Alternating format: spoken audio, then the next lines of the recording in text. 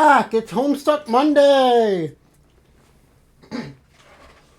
This is gonna be the last Homestuck Monday for a bit because next week I don't want to stream Homestuck Monday because it's my first week home. Stuck. So, no Homestuck Monday next week.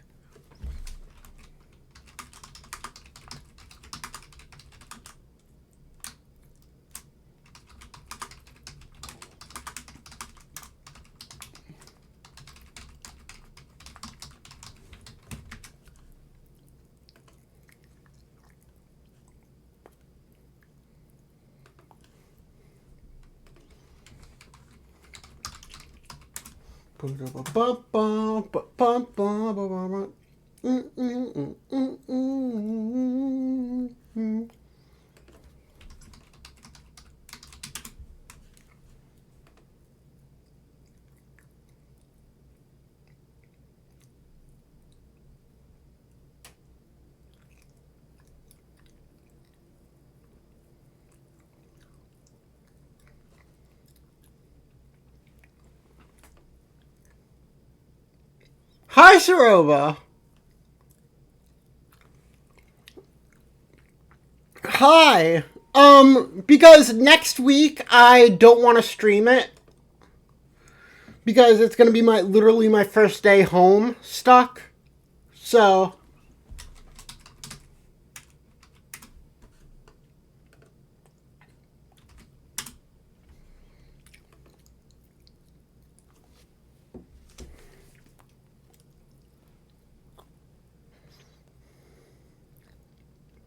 I probably want to play something else. Like, actually play a video game. Homestuck. Yeah, that's the name of the video game. I mean, the webcomic.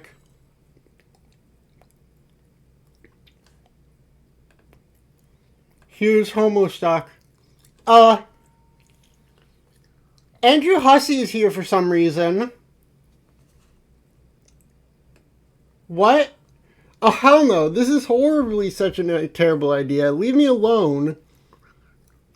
Is this canon? You really wish this side of the wall had an off switch, which is to say, I really wish my side of the wall has an off switch. Forget it and go back to work. Oh, you just asked me to recap Homestuck, though. I don't know why you just want to sit there and watch me type. This is going to be pretty long. Oh, boy. Oh, baby. Oh, no.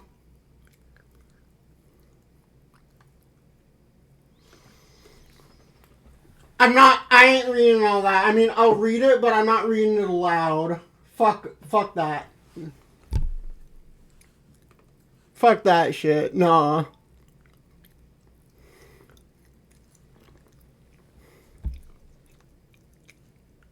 What is a boy Skylark?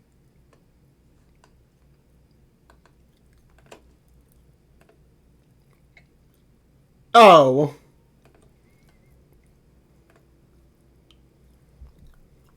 It's the 13th birthday of Mr. Homestuck himself.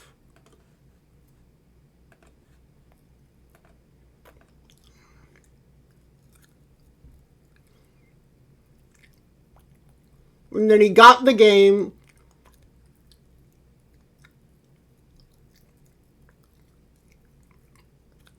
And he required the server copy for that.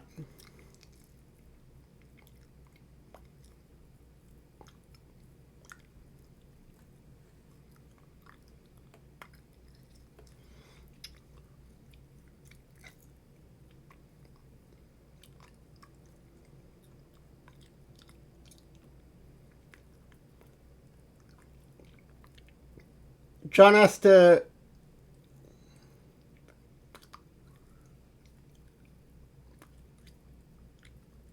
eat the blue apple and go to the medium. Prototype the kernel sprite with the large Harlequin doll.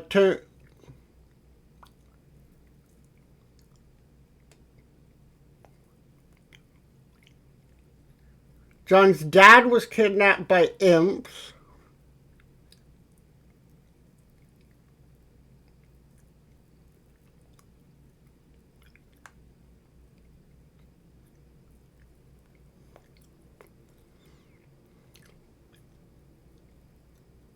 Okay.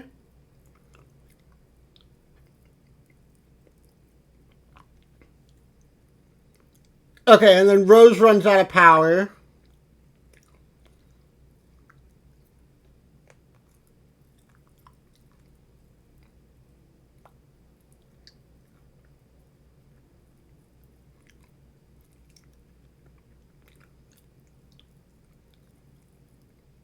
Well, this is kind of Andrew Hussey to give me a recap.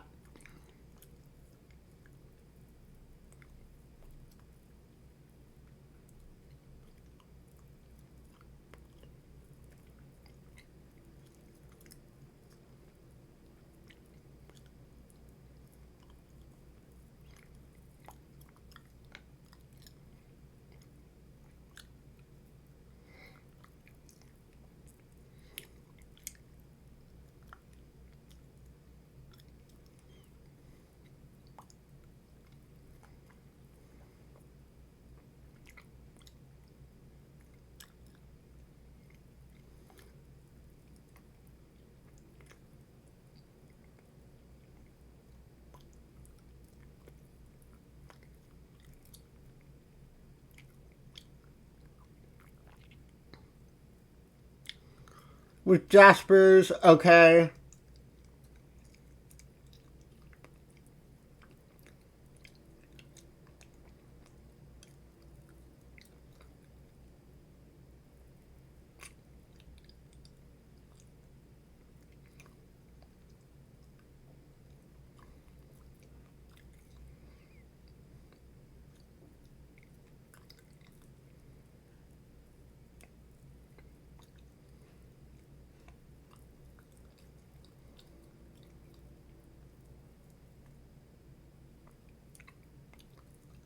Most of John's actions until he became such as building a town of cans, playing chess with cans, and drawing. Okay.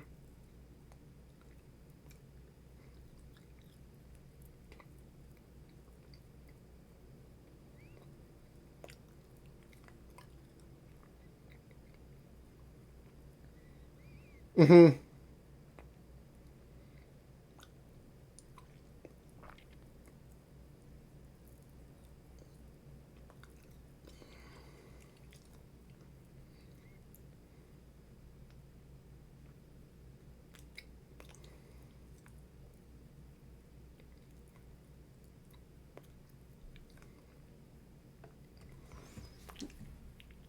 Your granddad has done for any years.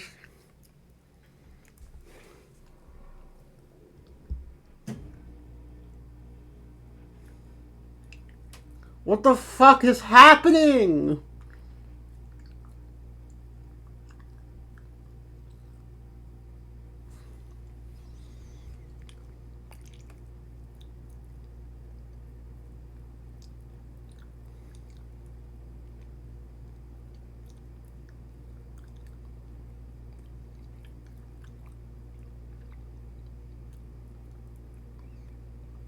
Okay, her dream bot is a.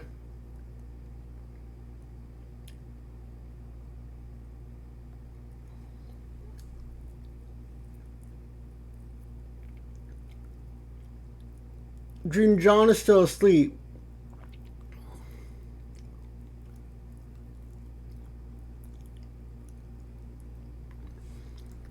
Oh, the dream world is the game session.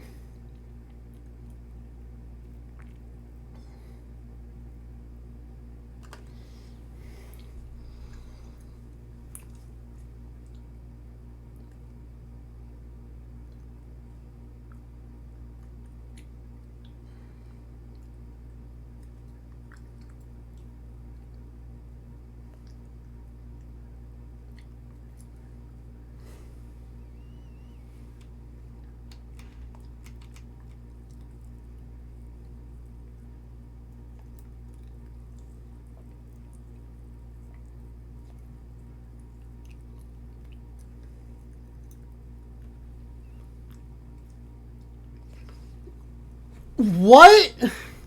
So it's a... So it's a time loop. It's all a time loop.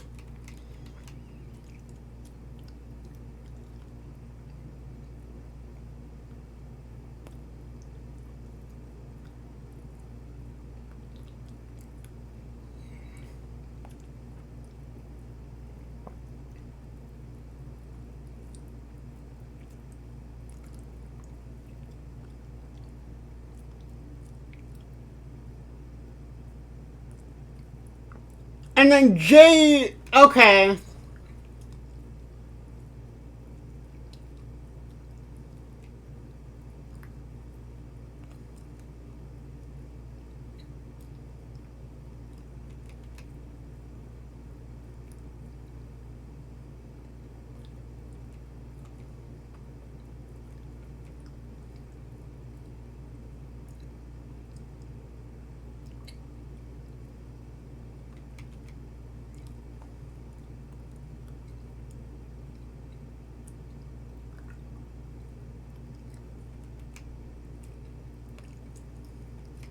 Oh! That was his dad. Okay.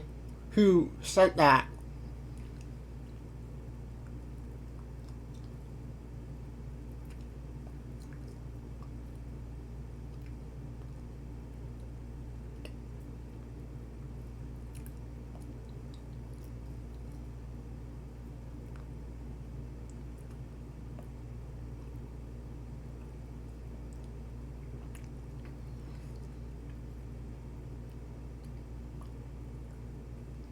The ring is moved. The queen is returned to normal.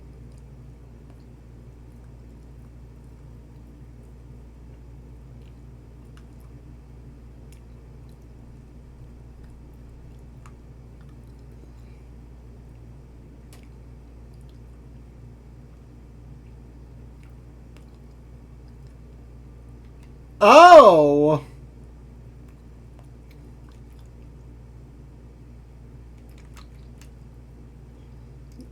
Wait, and then White Queen exiled herself.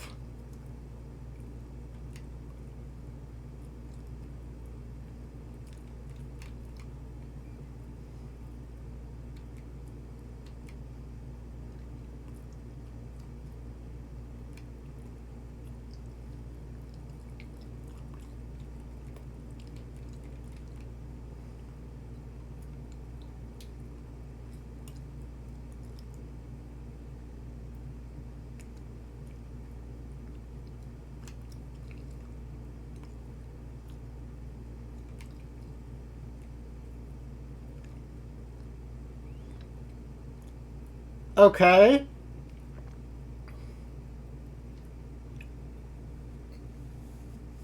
This affects a belt of meteors.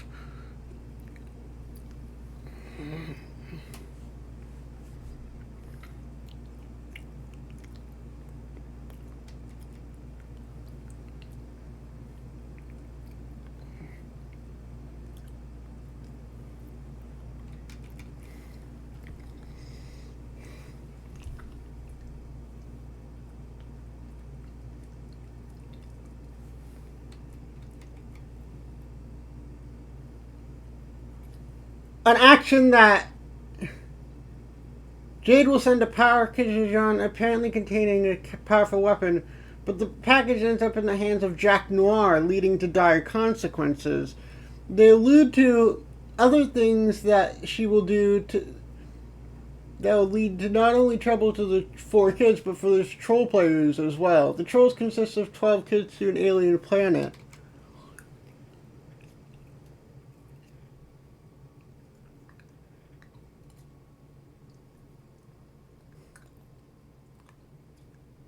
With its own Skya. Oh!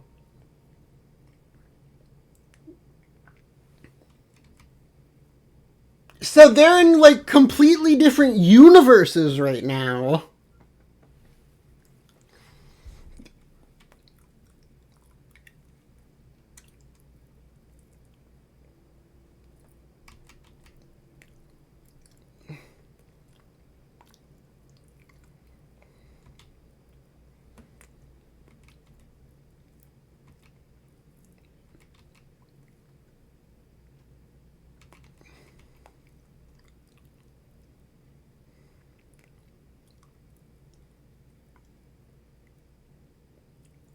exile commanding him was from the apocalyptic future was Spade Slick.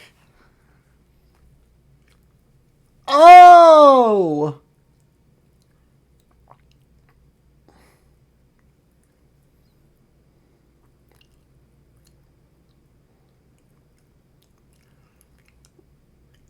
He's in Carcinogenesis.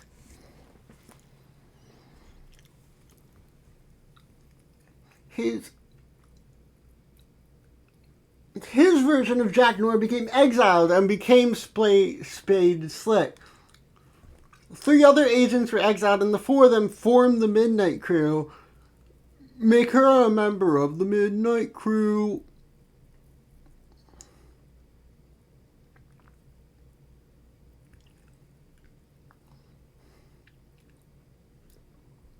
The Black Queen joined a rival gang called the Felt, becoming known as Snowman. Slick confronted the Felt in their mansion.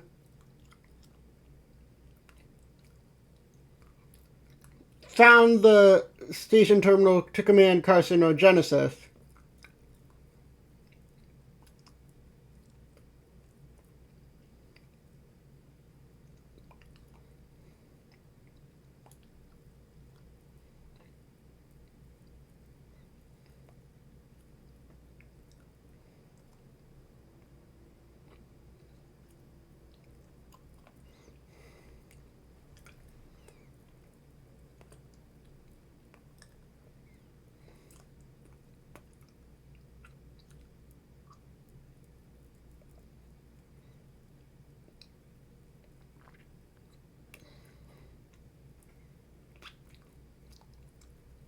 Okay.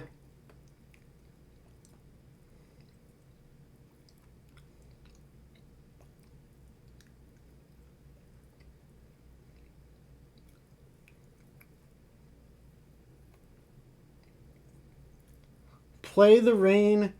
Introduce life into the ocean? What? In response to her question about his secret, he simply replied, meow. She mistook this for more nonsense, but this was in fact the secret he told her years ago. The 4-letter genetic sequence, meow, unlocked a genetic code in her subconscious, which she would spend years scrawling on her wall, using those letters in place for the typically used GSAT letters, while completely oblivious to their scrawlings and meanings just as Jean was.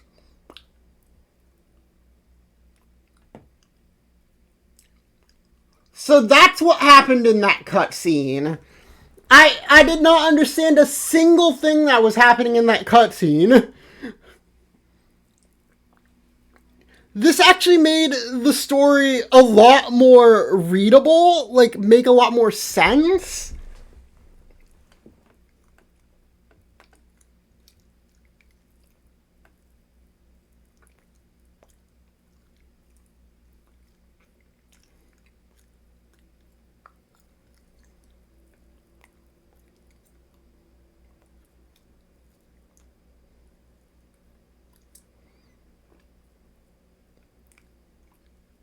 An alternative future timeline not meant to be.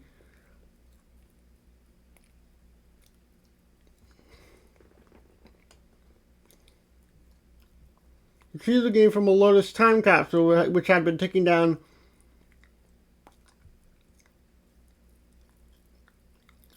Oh!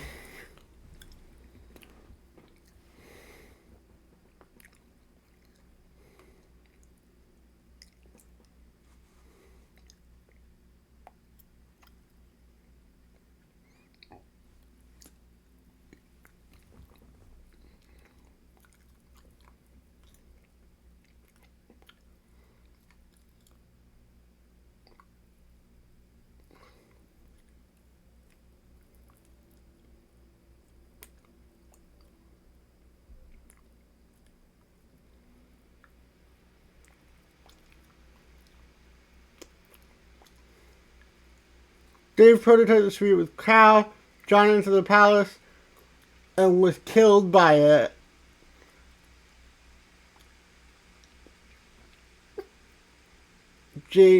Dave and Rose sent the next one out in the media, advancing as far as they could to collect information before Dave decided to travel back in time.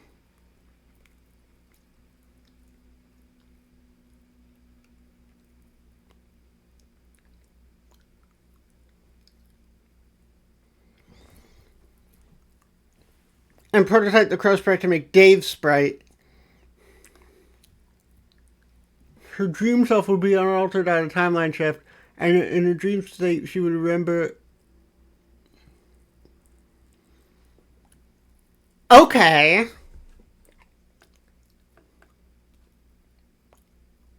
Rose fell asleep, and on Dursa's moon, she woke up. She saw the genetic scrawlings and meows later.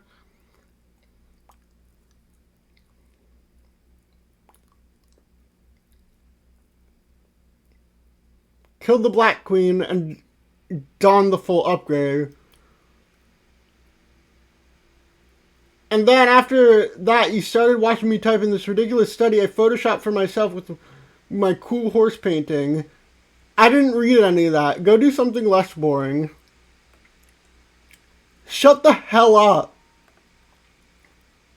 Retrieve arm from background. Huh? Oh. Cow? Please, not now.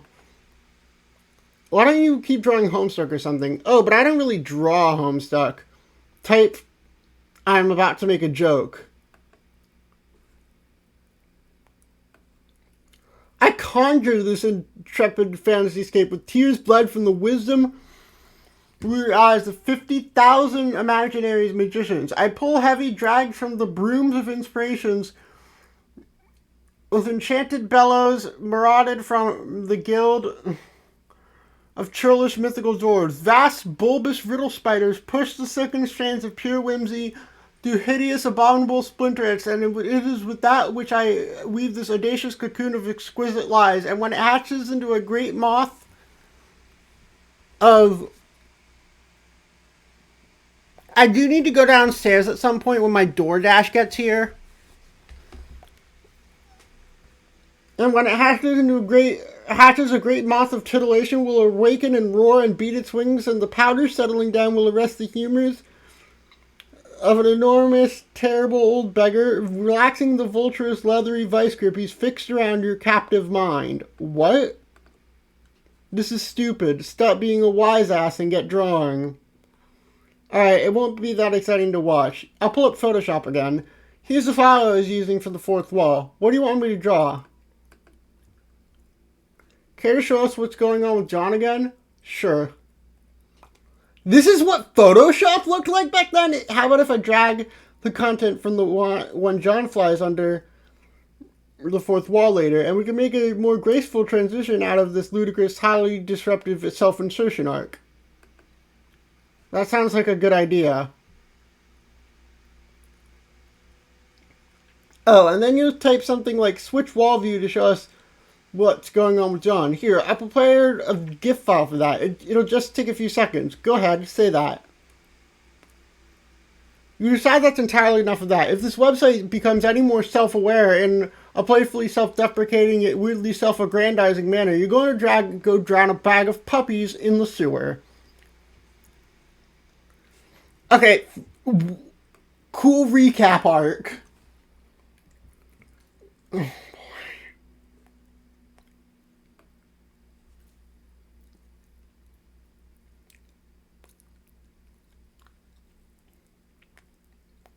Lois map. What's this? It's your world map. With your second gate label so you can go there.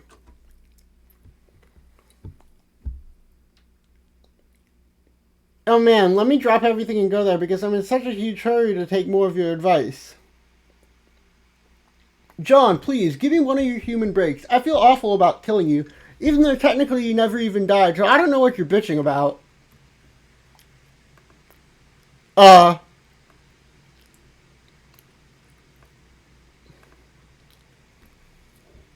Yeah, well, Dave said I did, and I believe him. That is because he and you are best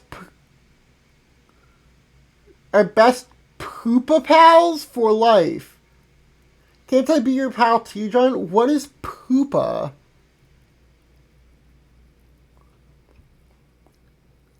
I don't know. I thought you were okay for a while, but now you're kind of giving me the creeps. Gigas, John. What? I'm invoking the name of your Earth, Gigas, to express frustration. You mean my Earth, Jesus? I don't know. Do I? Do you have a troll, Jesus? John, we have the best troll, Gigas. You don't even know. Oh, wow, really? Or is this a joke? It's a joke. I'm not really sure what a Gigas is.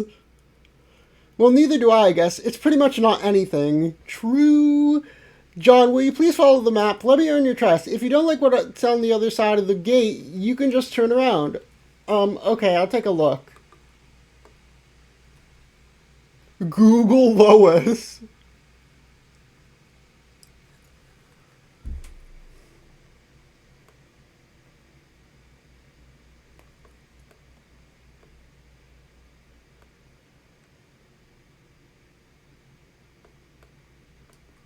Can I drag the little guy? No? Okay. Um.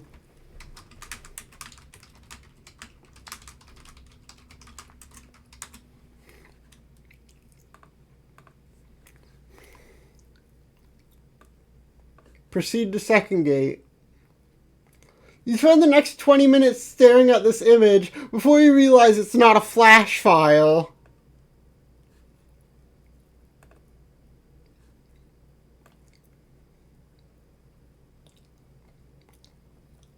Oh, we're in Rose's world. That was a good bit. That was a good bit.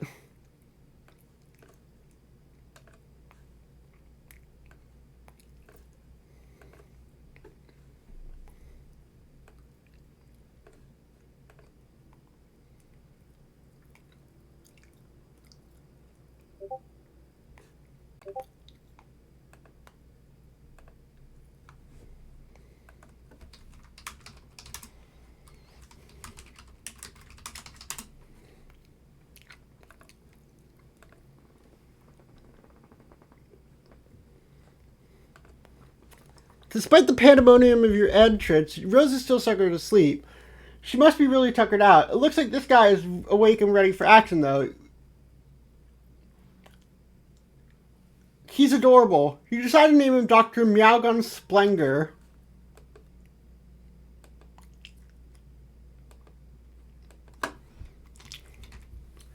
Wow, okay, you're a little early.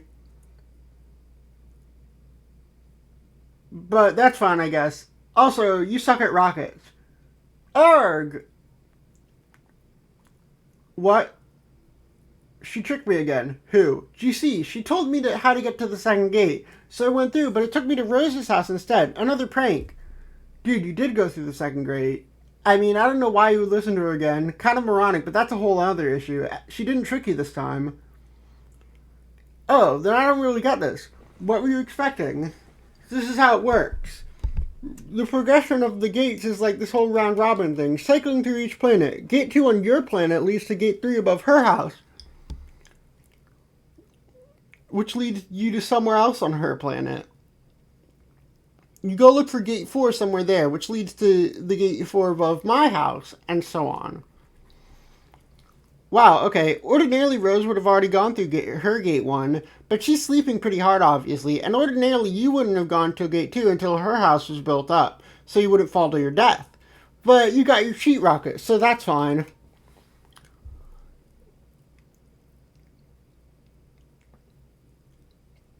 See, we all gotta coordinate on this thing. Okay, how do you know all this? Fuck, come on, dude. Oh yeah, you're the orange dude, Dave. Hey, no offense, but do you think I could talk to the real Dave for a second? God damn it, I am the real Dave. You know, the one that saved your life. I'm more real, actually, because I've been through some heavy shit already, hopping around on red hot gears and I-beams for, like, a year, and grinding shit out for your ungrateful ass.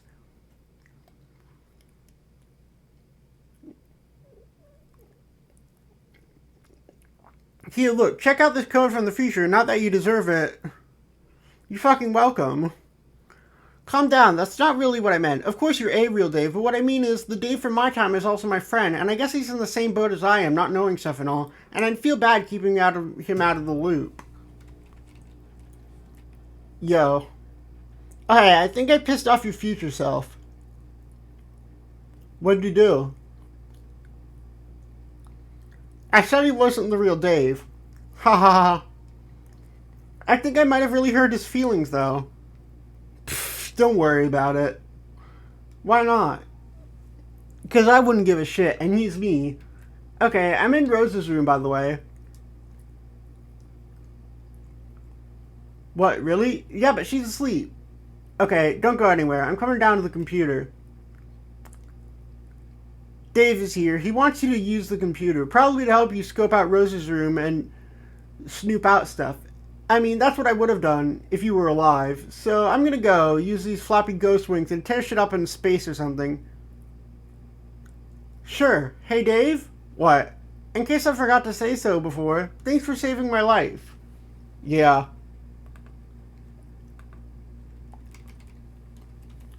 Okay, I don't know what you're doing here, but we can both agree that you've got to rummage through as much of her shit as possible before she wakes up.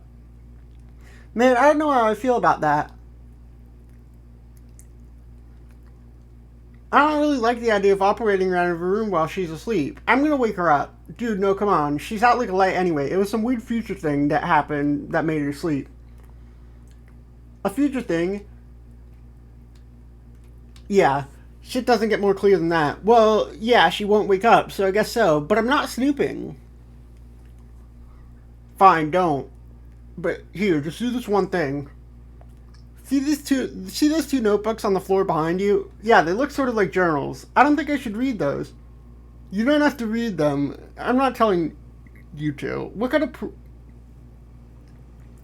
tidy up a bit since you made a royal fucking dump of a room just now.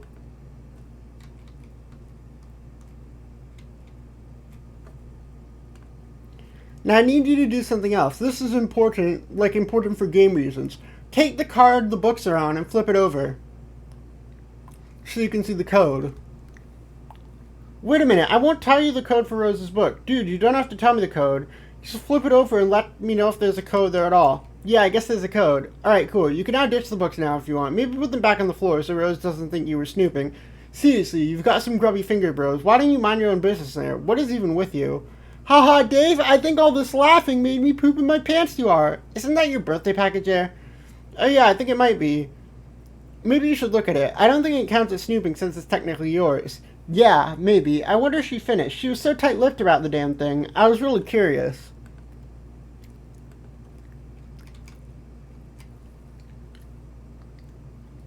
Dave, you're a bitch.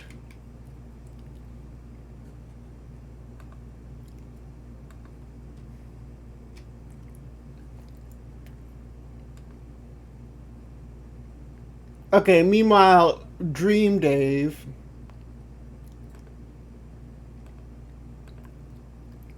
Yarn bonk. Honk me me me.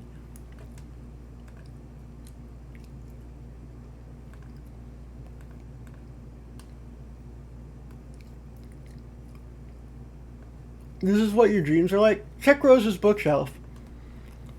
You eye your birthday package again curiously. It's awfully curious to peek inside, but you still feel guilty about it for some reason, even though you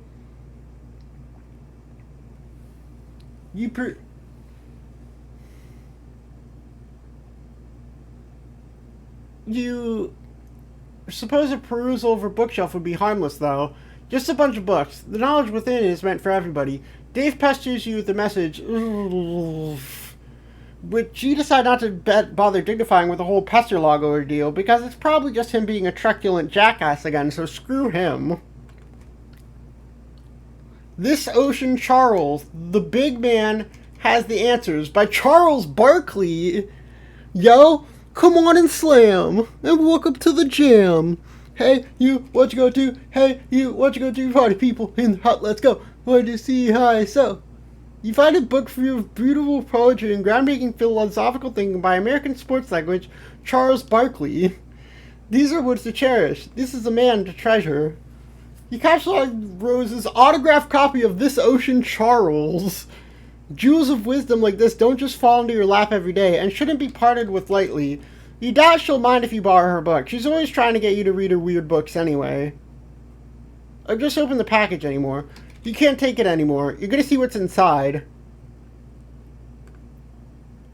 John, I never got to thank you properly for your gift. Yes, the words were there, language comprising of the familiar veneer of gratitude rubbing off of each tired flavor traded for. A God's blessed to sneeze or few pennies cradled in a receipt. Perhaps it's the deplorable romantic in me, but I thought your present, your friendship, demanded reciprocation, but surpassing by some degree the utterly meaningless. It was not the proper thanks I thought would be a demonstration that your offering was not in vain. Yes, maybe some would take your suggested alternative to my gloomy preoccupations as a passive-aggressive jab, but I know you didn't mean it that way. In fact, I'm sure reading about it now is the first time the notion has occurred to you, John. Please stop rolling your eyes. The letter is down here. The gift in this box is a resurrection. I use your present to thread life anew into a tattered heirloom. As long as I can remember, its black, greasy appendages have been tethered limply to its ratty, porous carriage. Too delicate to wash, too dear to discard. I used to love this rabbit. Now it's yours. I trust you'll find this to be adequately sentimental. Happy birthday.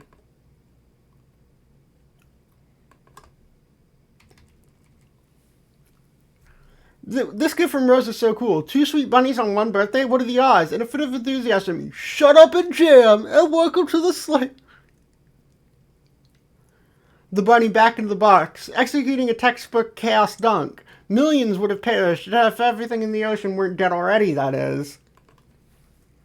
You gently chaos dunk the fragile bunny back in the box and capsulog it. It is such a nice present. You have to write Rose a thank you note and tuck it under her hairband or something. Wait, no, that would probably be creepy. This bunny reminds you that you still have a salamander in your Silodex. He's holding the bunny Dave got you. It's sort of uncanny how similar they are, aside from the knitted enhancements. Seriously, what are the odds? So weird. You deploy dear precious Casey. She is probably getting antsy in that card. You think you'll leave her here with Rose. A dangerous quest is nothing to embark on with an innocent, sweet little girl stashed away in your inventory.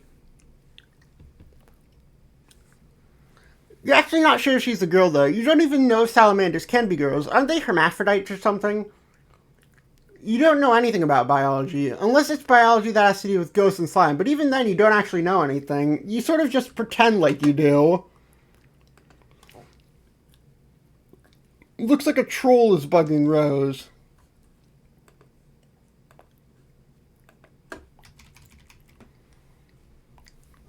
I'm supposed to antagonize a few members of your trivial species. I have to start somewhere and someone, so I'm starting with you. And now it's going to be pointless and unpleasant. Mostly for me. Oh, wait, I have to give her the queen voice. Mostly for me. Actually, you know what? I'm really not feeling this at all. Goodbye. She's not here right now. She's asleep. But okay, see you. Is this your human sarcasm that I've heard about, that you always use, and it's basically a terrible way to communicate? No. I thought that was the thing you did. The rose human specifically. Oh, yeah, that's me. I'm the rose human. Look at me. I'm so smart with all these snooty words and complicated things to say. I'm the queen of books. Okay. These are definitely insincere statements. Why do you work hard at being so awful? Oh, I'm so burned. The burns are crazy. Can we just cut to the chase and be friends already? These cat and mouse games are so dumb. You know we're all going to be friends at some point anyway. Have we spoken before? I don't know. Maybe it's hard to keep track with all your time nonsense. Now that I think about it, it is pretty conceivable that I will talk to you again in the past after this conversation. That's because you guys always do things the hard way and the dumb way. I should figure out how the viewport pretty sure this application works so I can see what such a primitive creature looks like. Haha, well, I know what you guys look like. You look kind of like Howie Mandel from Little Monsters. Even though, to be perfectly frank, he was kind of a big monster because he was a big, goofy adult. And Fred Savage was like his child prankster sidekick. Is this an adversary you have encountered on your quest? No, it's a movie. You should ask John about it because it seems awesome, which it is. He thinks it's awesome, which it is. You see, it seems you put stock in John's assessment of things, even really interesting things that are pretty terrible to listen to. He's either the leader of your party, or you hold whatever the human equivalent of mating fondness for him is. What? Yeah, I got him this really cool bunny. Oh, John. Oh. Yeah, I got him this really cool bunny for his birthday. It's really nicely knitted and anything, because I'm basically in love with him. You are right. Oh, okay. Hey, just kidding. I'm sure John knows it's because I'm really thoughtful, and I bet he really appreciates the present and would say thank you if he were here. Okay, human courtship is definitely a strange thing, and it is sort of blowing my mind listening to this. I think I'll talk to someone else now. Why don't you talk to John? Maybe. What longest timeline would you recommend communicating with him? Oh man, I don't know. Why don't you pick out the time that would be make the most complicated mess out of everything imaginable? You know that's what you're gonna do anyway. Considering that you're obviously not that smart and basically understand whipping, bug winged fuck all about even the most elementary temporal mechanics, I'm a bit perplexed why I find myself so vehemently fondling the short end of the antagonism stick here. Talk about irritating. I can't do the voice for that long. I'm gonna go talk to your comrades, this John human, and figure out what's going on. Okay, if you talk to him in the past, he'll understand even less buggy what fuck all about time, and he'll be confused. So maybe pay something from this conversation to him. I don't know. And if you talk to him in the future, he'll probably know all about this stuff, like the things you've said to him and haven't said yet, and then you'll be confused. Sorry, that's just how this works. Don't say I didn't warn you. Consider me fully briefly on the matter. Considering until next time, Rose. Next time in the past.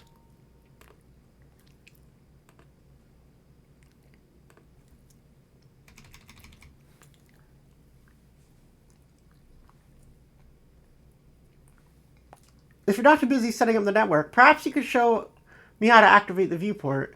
I am, in fact, too busy still setting it up. Whoa, here's an idea. Press F1. My keyboard is missing the F1 key. Lies. Don't bother me. I'm not in the mood. If I see one more snarl of wires kind of jutting out and being tangled or whatever, I'm going to perform some sort of athletic fucking somersault off the deep end and get a call with from the president of some shit. So go away. You used to talk more. If I recall, I was typically the one that would solicit reprieves from your nonsense. So I don't know what happened. That was before I knew we were all going to die, and no one believed me. And now look at you all. All believing me suddenly. Uncanny. Then why are you doing this? Setting up these station trusts. Two of you. To get you all off my bulge about it. But I won't troll any of them personally, no way. Kind of juvenile. But you guys knock yourselves out, okay? See the menu up top? Fiddle around with that till you open up the viewport. I did fiddle it with no avail. If you can't figure shit out by fucking around, you don't belong to your computers. Kind of like with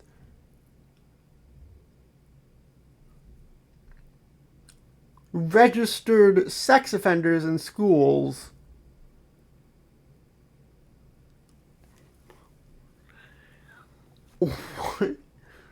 If you move to a new town, you have to go up to your neighbors and warn them about how stupid you are and give them a chance to hide all of their innocent technology and vandalize your house.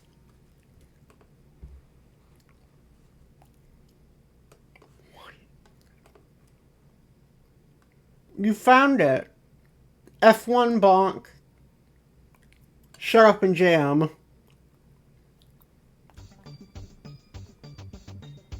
Is my thing muted?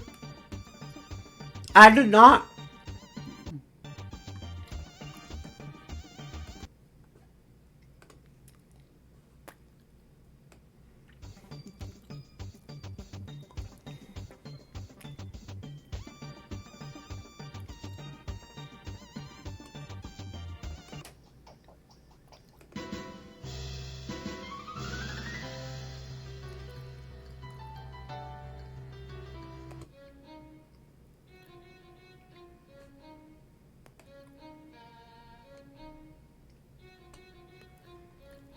This is just that one song. Ba ba ba ba ba ba ba ba ba ba ba ba ba ba ba ba ba ba ba.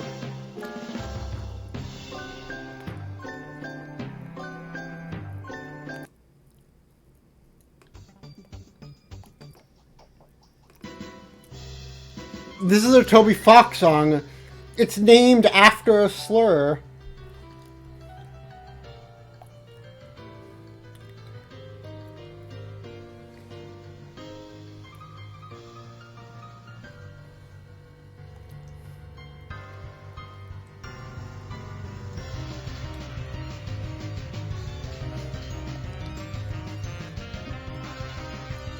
Okay, Toby Fox on his Kingdom Hearts shit!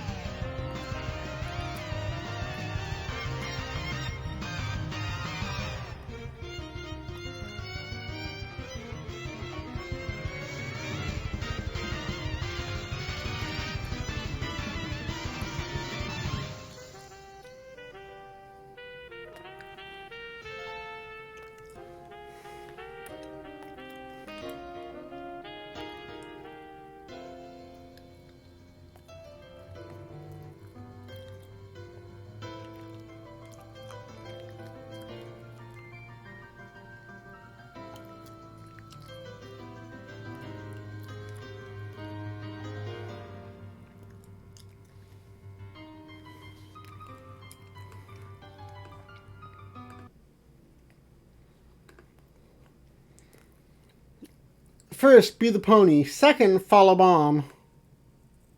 You are now the pony. You stand outside some ruins with which your beloved master's mother entered recently. Outside, you find a striking scarcity of oats or greenery or anything at all that is delicious to chew on. This is as compelling as a reason to follow her inside. You go into the ruins. Your clopping hooves echo throughout the cavernous and foreboding environment, but you are too stupid to be nervous. Your powerful snout detects the scent of Rose's mom. She went this way. Good grief, look at all this grist. A large and terrible monster surely must have laid here. Surely must have been slain here. You pick up all the grist and stored in Rose's grist cache. This is entirely too much grist of too many exotic types for such a low-level player, but you'll take it. You don't look the gift horse and the pink heart tattoo. The grist overflow is gathered by the grist gutter utility supplied by Grist Torrent. It is stored and gradually redirected to other players.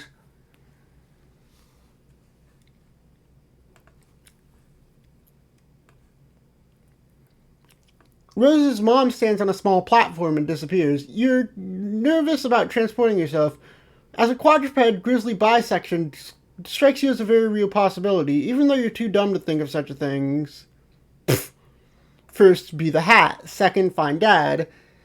Rose stops being the pony just in time for John to start being the hat. The breeze carries you where you need to go. You settle down in front of a man in a sore need for a fresh hat. He gathers the clean hat along with a shoe he found through similarly serendipitous means to replace the one he lost.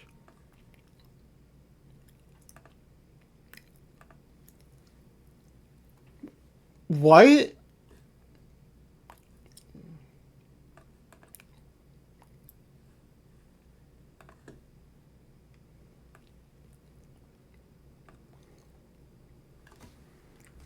Where is this person?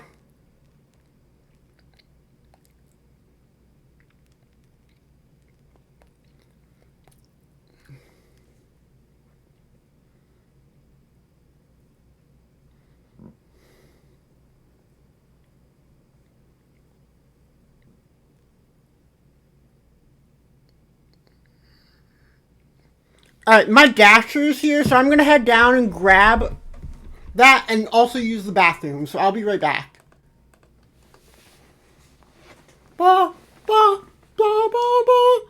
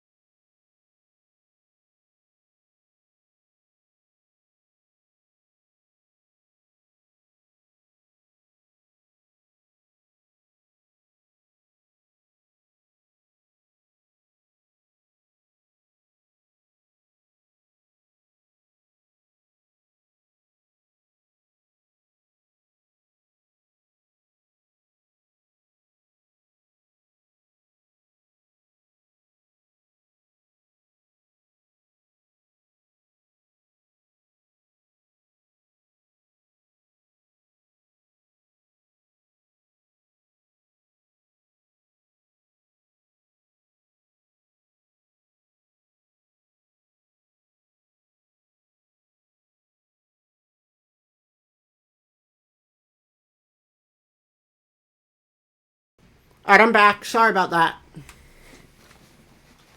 I do have shit I need to do tonight.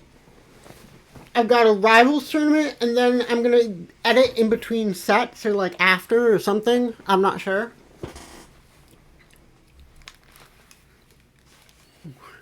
And then I need to pack. Because that's something I needed to start doing. So that's fun.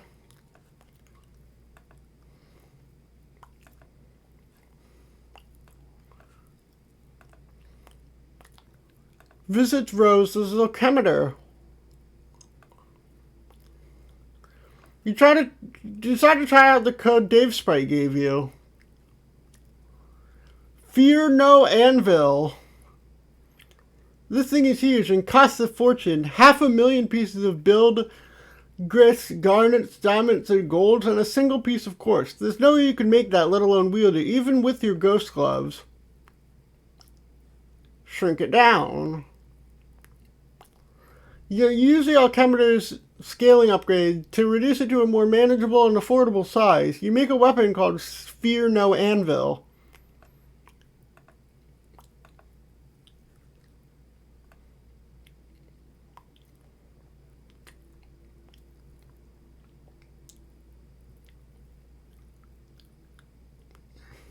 So what is this? This thing the code made. Really powerful hammer. How do you know? I thought I couldn't use hammer. I can't. Better be, though. Got it from Hephaestus. Who's that? Really tough to kill dude. You killed him for it? Nope. Then how'd you get it then? Shenanigans. Okay.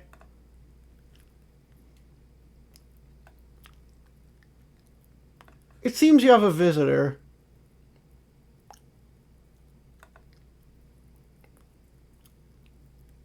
Fix GA's computer. There's nothing to fix. Just gotta open the viewport. It's easy.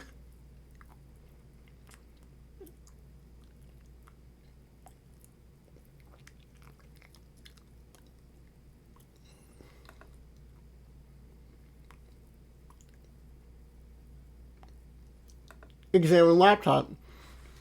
Somebody's using your passage account, and you somehow doubt the culprit was this young, upright amphibian presently throwing a fit. You hurry to the door so you can catch John before he goes gallivanting off somewhere, but it seems your door is ajar. Funny, you don't remember leaving your door ajar, even though it is sort of absurd for you to take note of such a thing, considering John recently left your room. Oh well, it doesn't matter. You will now proceed through this door uneventfully. You get dumped on by a bucket full of hellish blue phlegm aneurysm gushers as a thoughtful but mischievous thank you gesture from John. Your prankster's gambit plunges to an all-time low. You cannot hope to defeat Egbert in a prank-off. He is simply the best there is. Rosa obviously isn't waking up anytime soon. Might as well take this time to explore. And maybe stop by again later. Wow, Dr. Meowgun, do you look like you want to come on along for the ride? It sure looks that way. Okay, hop aboard then. Adventure waits.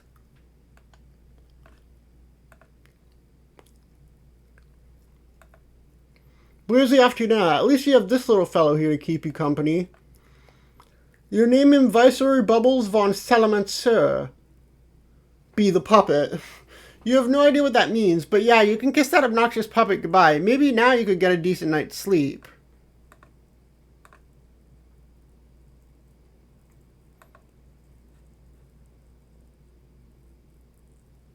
He's got a hoverboard. Okay, this is the next ridiculous thing you've ever... This is the most ridiculous thing you've ever seen. What is taking place here is almost certainly illegal. You're not sure which laws are being broken, but it is probably a lot. Oh, this is AR.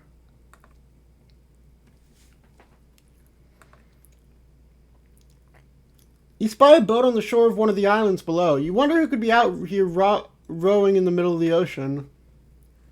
Oh, this is the place the pony just was. Hoofprints in the sand. The mystery deepens. There are many frightening and powerful monsters in here. crazy damage, Bonk. You stun them with cool time powers of your awesome new hammer, and then dispatch them swiftly. The good Dr. Splendor helps you gather the riches. There's a platform over here. You go stand on it. Oh wow, it just made you disappear.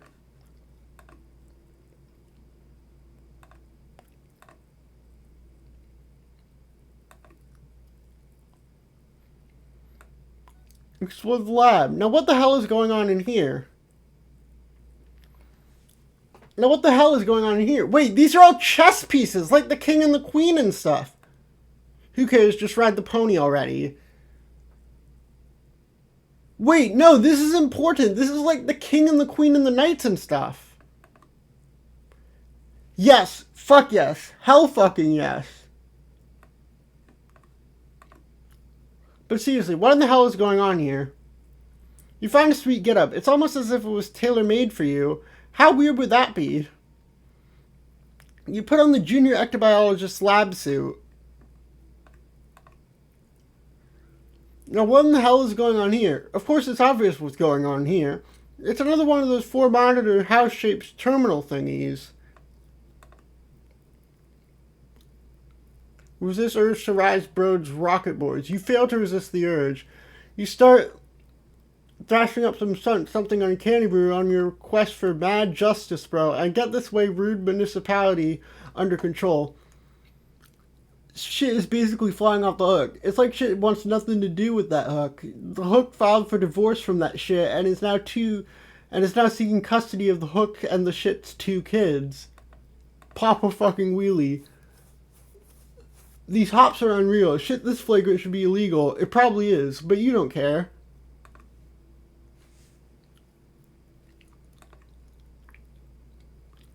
You've traveled to Prospect's Moon to board a shuttle headed for the battlefield. There you will seek the counsel of the White King.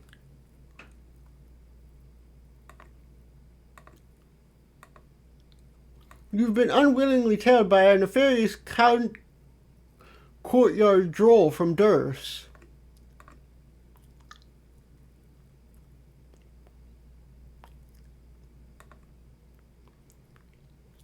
You pilfer the White Queen's ring. Oh shit. None the wiser, you board the shuttle. Next stop, Skya.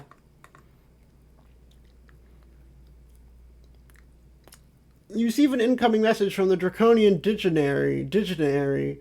You tell him you've got the ring. He says good. Bring it to him while he waits for an update from the hegemonic brute who's been tracing the king's movement somewhere on the battlefield. He asks if you're still wearing that ridiculous outfit. He says you don't have to anymore by orders of the Sovereign Slayer. You say you'd still rather wear the outfit. He's got nothing to say about that.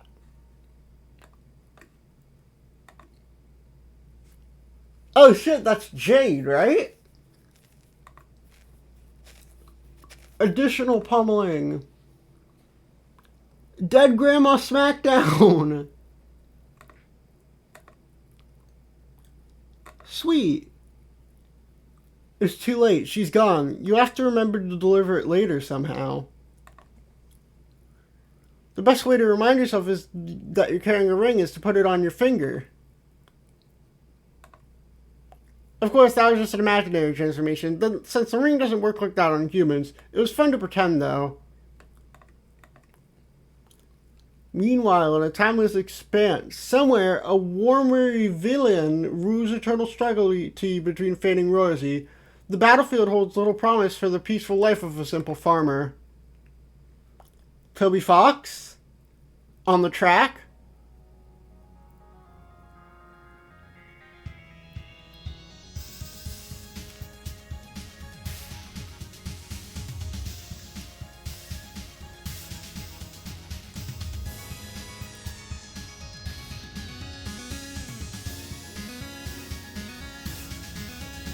It's a chessboard planet.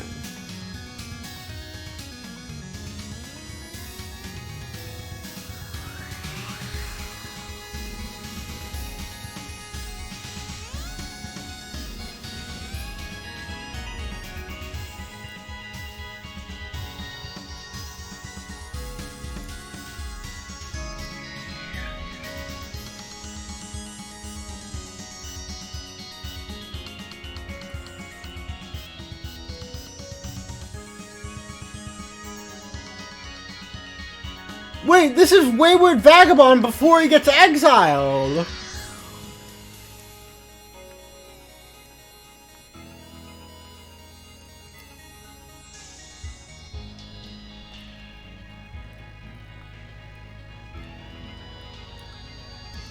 Oh, and that's Buddy, who gained the powers.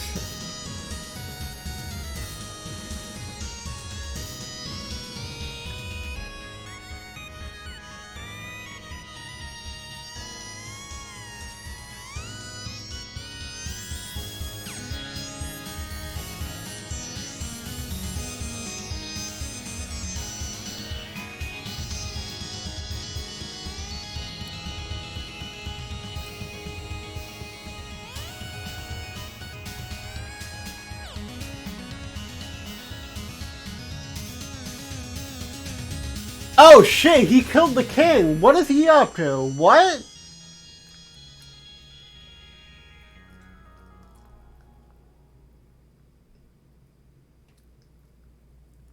Huh? What just happened? What just occurred? Alchemize a whole bunch of cool stuff. Shit, let's be Santa. You make the hub top. This one was pretty obvious.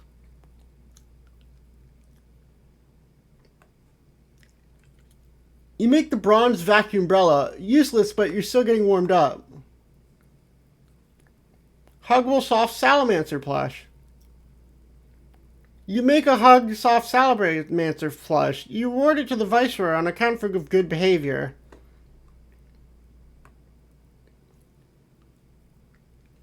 Bodacious black liquid sorrow gushers. Another Crocker nightmare rears its ugly head. The ink reverses the healing properties of the blue phlegm. These are pure poison. You make the Hubtop Band, a convenient hands-free computing device. Magnetic vodka. You make a bottle of magnetic vodka. Sorry. In addition to having high alcohol content, the liquid inside appears to have magnetic properties. You guess this could be useful? Silken wizard beard yarn with magical properties. It has magical properties because it's made of a wizard. Perhaps you could make something with magical properties that is more useful than this.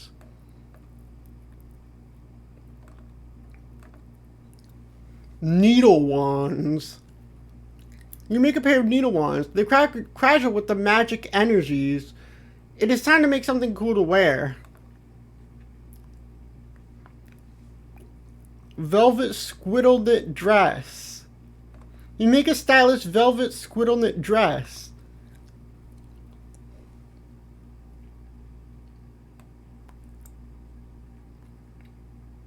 You make the thorns of Oligoth. The needle seems to shiver with dark desires of the deep one. Any sane adventurer would cast these instruments of the occult into the furthest ring and forget they ever existed.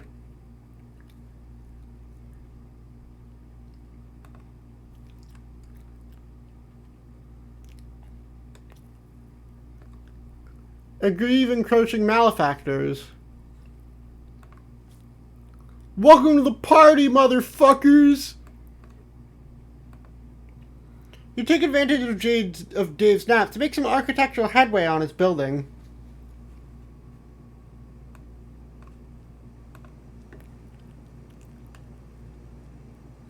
You're really proud of your floor plan. It is so cool.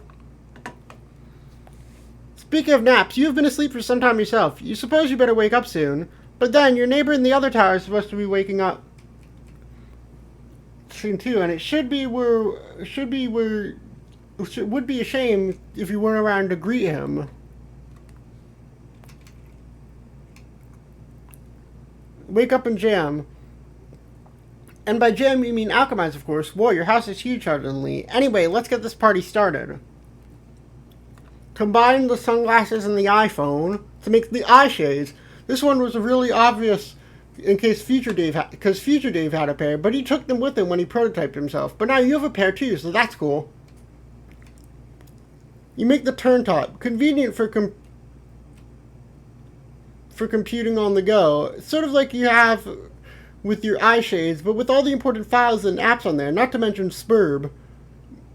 Plus, maybe it has some weird time powers. You have no idea. You can mess with it later.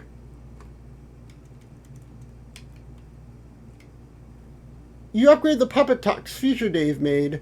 He probably made it by combining one of your bro's badass marionette suits with your shirt and scaling it up to fit. That's how you would have made it anyway. You add a Smuppet to the mix to make a softer and more stylish red puppet plup tux. It's like watching around in snuggly pajamas. Action pajamas. You combine a couple more items you got from Future Dave's loot stash. The broken form of a Khaled scratch and some ruby contraband, whichever the hell it is. The resorting item cost a fortune. You have no idea what it is.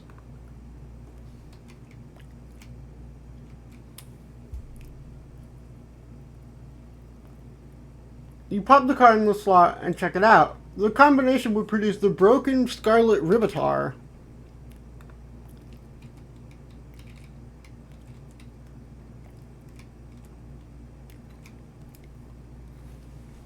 Combine the whole Khaled scratch. Out of curiosity, you tried again with the whole sword. You dialed back the Khaled scratch's little turntable, rewinding the sword to a point in history before it was broken. You then combine it with the red frog thingy to complete the scarlet ribitar. But there's no way you can afford to make that again. It costs even more now. Maybe you'll stick to combining items around your house for now, rather than the stuff from your future solo decks. It'll be less confusing that way, and probably less inspect the sword. That's incredible.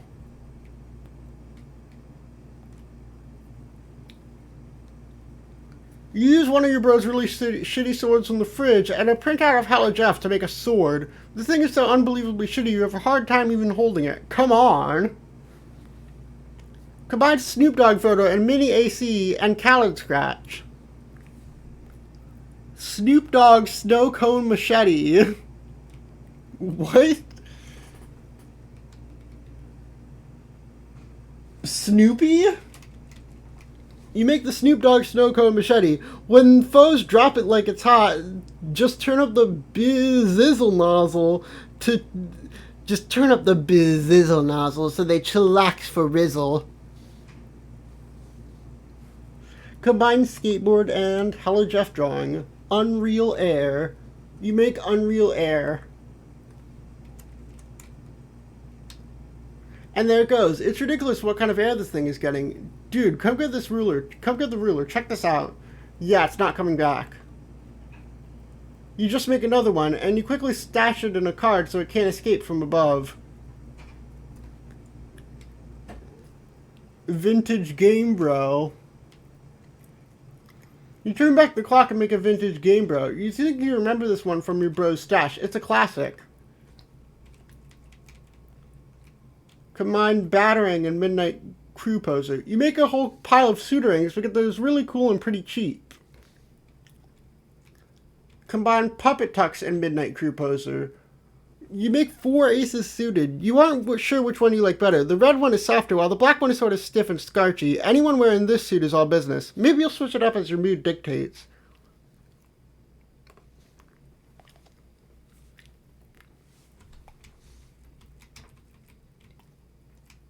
You make the felt does if you add some of whatever that green this would make the felt does if you add some of whatever that green grist is. Jutting out an impudent felt plush. You make a jutting out and you do an acrobatic fucking pirouette off the handle and into his heart and he into yours. What? Foam mutant Smuppet. Encased in amber. Now we're getting somewhere. Amber mutant Muppet combination abomination. Now this is how you make shit work. Edward and Lalonde should be taking notes.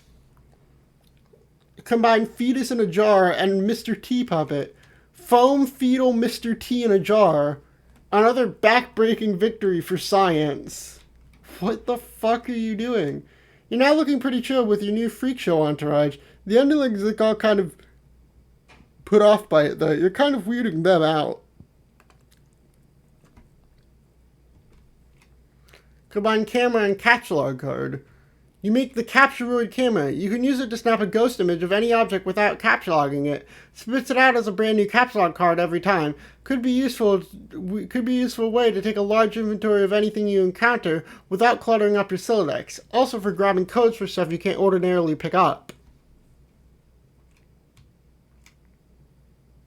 You take one of your patented ironic cool guy self-portraits. Man, so cool. That's really all there is to say on the matter.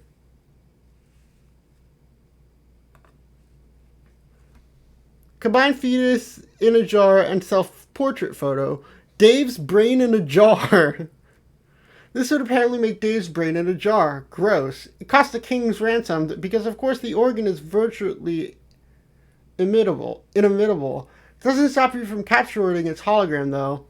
Capture the hologram of your own brain. Okay, that's probably the weirdest thing you've ever done, but okay. Combine brain and SBHAJ in a drawing and Capturoid camera.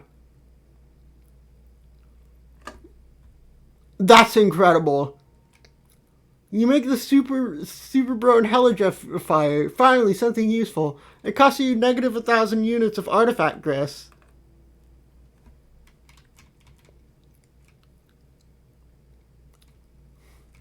Try it out. Bro, where'd you go? I was going to show you my chops. Dude, are those wings? Time to fly away to the sun, you fucking pieces of garbage. The only thing that's left to do is to watch the whole last fall. It looks like it automatically prints out a Sweet Bro and Helijet comic of in some way related to whatever you take a picture of. That should save you a lot of time, specifically the 5 minutes it takes you to draw a comic. You're a busy guy.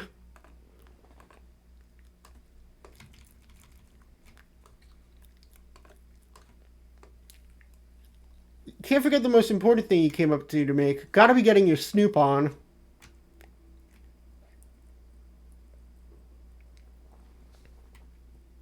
Meow. One book is titled Meow, and the other is Complacency of the Learned. Gee, you wonder what could be in meow. Meow, meow, meow, meow, meow, meow, meow, meow, meow, meow, meow, meow, meow, meow, meow. You're not surprised at all. This book is full of meow letters. Looks like Rose was totally nuts.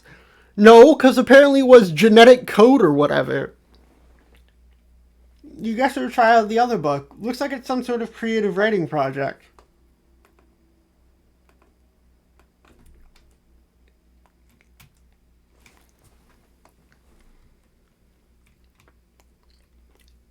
Friglish bothered his beard as if unclinking a hitch in the long silk windsock. A more pedestrian audience would parse the exhibit as a nervous compulsion. Behavior to position contempt among the reasonable. He was, however, not surrounded by the reasonable, but the wise, a distinction in men that would forever be a difference within the history's garland of treasured follies. As a matter of fact, his cadre of fellow wizards were all putting similar rules on their views as well. The practice would have been thoughtfulness. Shooting squirrels away from bird feeders. Few occasions were safe. Zazupan inspected the clue, a single piece of evidence cradled in his courageous old man palms. It was a human bone, not striking in the tale it told alone, so much as told by the thousands like it, festooning the Martian soil of this mass grave. The grisly expanse bore the texture of a decadent desert, like one of Smarmy's formidable custard trifles wobbled out on wheels for the holidays to the dismay of a small nation. You're certain of this? Asked Friglish.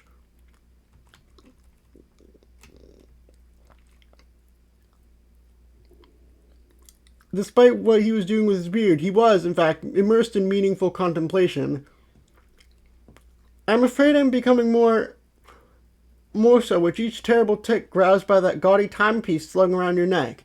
In case it wasn't clear, Friglish wore a cock Zazupan didn't care for. It was magic. The massacre of Zursk-Nelf was not as written. What has you so convinced it was the hand of our disciples in this blackness? Executus chimed in. I believe a fat face stammered, eyes darting with the guilt of a thief in the throes when unraveling alibi. I could summon a more pressing line of inquiry. No, Smarny.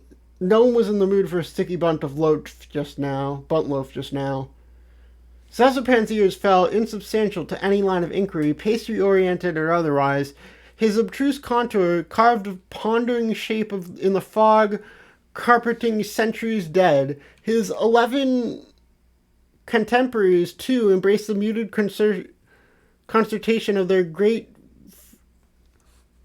predicant scholar. Few wizards kept sharper adumbratives or read them with such ludicity. When Zezapen treated man with silence, it was seldom underpaid by the wise and reasonable alike. This will probably be important to the plot. In retiring to entertain, Zazapen to learn storied complacency of wizards was marked for grander descendants. Disciples handpicked, vetted by Octite the Bonafide, and tested by Gastro the Munificent. The 12 sweetest, most studious children a pair of elderly eyes could give their sparkle, not their ragged gutter snape oft-harvested by the common obscenity, those vituperative little beggars with hearts so corrupt as drop bananas brown, that these chosen youngsters would turn was not merely unthinkable, but something of a roundhouse to the temporal bones of the upper indifference's high chamber of soft-schooled prophets. His wisdom-savage brow pruned further with a recount of his many lessons to his would-be successors, lessons to advance humanity's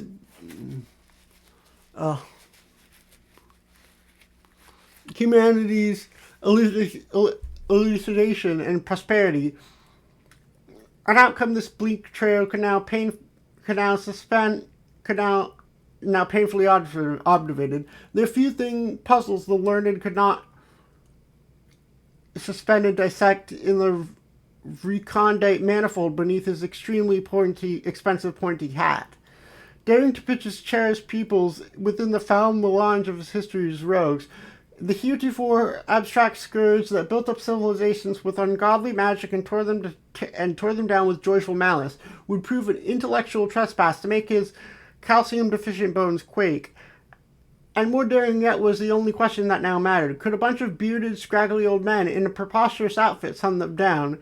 He didn't have an answer, only a simple observation so blunt and uncharacteristically jejune for the lauded sage. It was breathtaking in its self-evidency. We're going to need more wands. Wow, think of something better.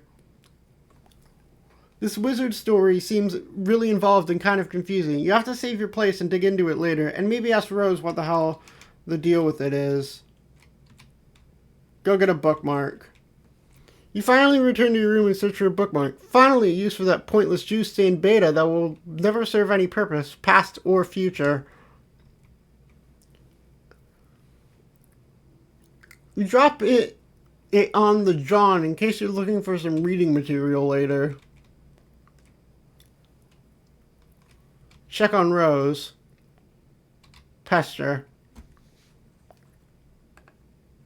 Why are you burning your wizard fanfiction? I'm not. This book contains a genetic code. Why are you burning that? The gods from the furthest ring asked me to. Is that some dumb wizard thing you just made up, or something to do with tentacle monsters? I can't keep track of what you like anymore. How do you know I wrote a story about wizards anyway? John told me. He was all snooping around your room while you were asleep. And I was like, no man, don't. So not cool. And he was like, haha, dude, check out this book. It's full of wizard slash. And I was like, I didn't even want to know. This is such a crazy violation of privacy. The story sounds suspicious. Do you want me to chew him out on it? I will, because that was so outrageous. I don't know where he got off being like that. No, I don't actually mind. Too bad I miss him. I thought you hated wizards. What was your deal with that? I like wizards. What I don't like is my mother's obsession with feigning interest in them to antagonize me. Oh man, that's so messed up that you think that. She probably digs wizards for real, just like you, and you're blowing shit out of proportion, like pretty much always. You and she could probably have been chatting up how awesome wizards were this whole time, but no. You're probably burning your nutjob meow book to spite her too, aren't you? No, I told you, it's one of the gene sequences locked in my subconscious. The gods say it's critical to destroy it. Oh, yeah, I thought that was a joke. When did they say that? When I was asleep. You mean when we were dancing and stuff in our dreams? Yes, when I flew to your tower, I heard them. They're far above in the dark sky. I've never seen or heard anything in my dreams. Aren't you often distracted by music and puppets? Yeah. Have you ever looked into the sky without your shades? No, what a ridiculous question. Maybe you should try it sometime. You're the Prince of the Moon. I'm sure they've all been meaning to seek a royal audience. What do all these dots mean? Dunno. Anyway, yeah, I guess I'll do that. Get some sky monsters to boss me around. Sounds kind of cool. So really, why are you burning that? I've just explained this to other Dave. Do you have to explain everything to you twice now? No, I know. I'm using Dave's spare computer. I saw this whole conversation through his PesterChum account.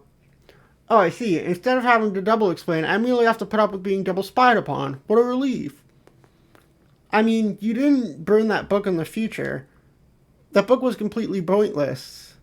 I know, but now it's not. You appeared to make it relevant by traveling to the past. Does that mean the sleeping thing worked? You remember the future? I remember some things. What?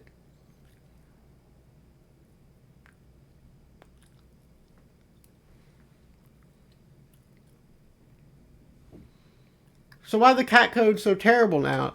I don't know, but the gods were pretty emphatic about it. Well, okay, I guess it's done, but why are you so sure they're right? Have you ever known them to be wrong? I guess not, but they sort of freak me out. I mean, listening to gross space mutants all day isn't my idea of an awesome time. Especially the ones that sing, oh god. Is that why you always got the music turned up? No, I flip out to ill jams because they kick ass, obviously. Guess we'll chalk up another riddle to this in the solved column. Yeah, case the fuck closed. Are you talking to future me? Yes. Okay, I'm out of the loop again. Between you taking orders from Dream Beast and birdwing me with, like, future secrets. I'm doing some sort of spectacular fucking jackknife off the loop and getting a wink and a nod from Barack Obama. I'm coming upstairs. Okay. What?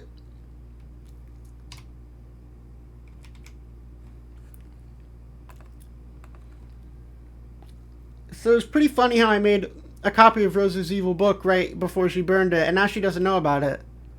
I know, it's crazy what kind of foresight this guy has. I'm telling you, coincidence like that is unreal. They don't happen most of the time. The best thing about how I did that is how in no way it will ever come back to bite us in the ass ever. Dude, our shit is safe. So safe. Gonna sleep pretty sound tonight with that big motherfucking payload of safety you just dropped on us. Gonna be all hugging my pillow and shit, grinning like the goddamn bear full of honey.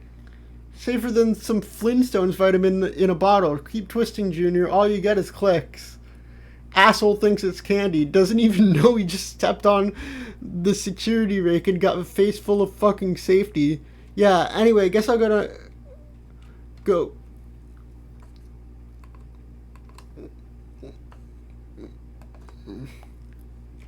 Back downstairs and burn that book. Alright. Go back in time and stop the thief. It looks like you already tried that. Whoever took those books was a pretty cold-blooded dude. You figure you have to cool on the time travel for a while. Don't want to see the Dave corpses start to pile up, especially if one of them winds up being you. Ditch the body before Jade sees it. It was probably freak her out.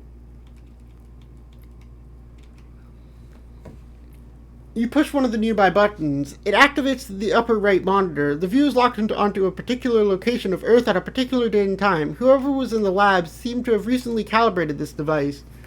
The monitor displays a town on the west coast of the United States. It appears to be your old neighborhood, but there's a factory there you do not recognize.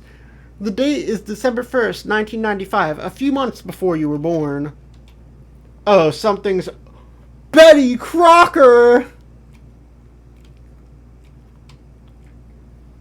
An old woman is escorted by her son on a lovely day. A target has been locked over the gentleman's mother. Betty Crocker! I knew it! Betty Crocker was the villain the whole time! I knew it! A meteor overhead looms unnoticed. They witness the destruction of the facility. Collateral damage to a corporation owned by a renowned billionaire explorer. A mystery begins.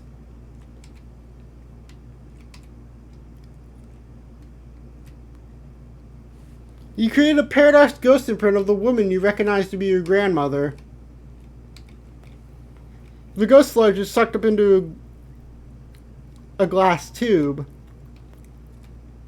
You switch to a monitor displaying a view of the remote island in the Pacific on December 3rd, 1995. A renowned billionaire explorer approaches on his yacht. An old factory lost 2 days prior, but a new shipmate gained. Together they settle the island and plunder its secrets. Why are there so many things about parents and grandparents? Like, that seems to be like a big part of the plot, is the whole parents and grandparents thing. A meteor over their heads streaks unnoticed, headed towards an unseasonably warm city in the central United States. You create a paradox ghost imprint of the man you spotted in the woods with your hook. The ghost sludge is collected. A reasonably warm city in central United States on December 4th, 1995. It's Bro! An outrageously awesome dude stands before a crater where his favorite record shop stood 1 day prior. He prepared for the occasion with a small pair of incredibly awesome shades. A meteor raises ahead unnoticed, headed to a lake nearby a laboratory on the east coast of the United States. No aquatic life would survive.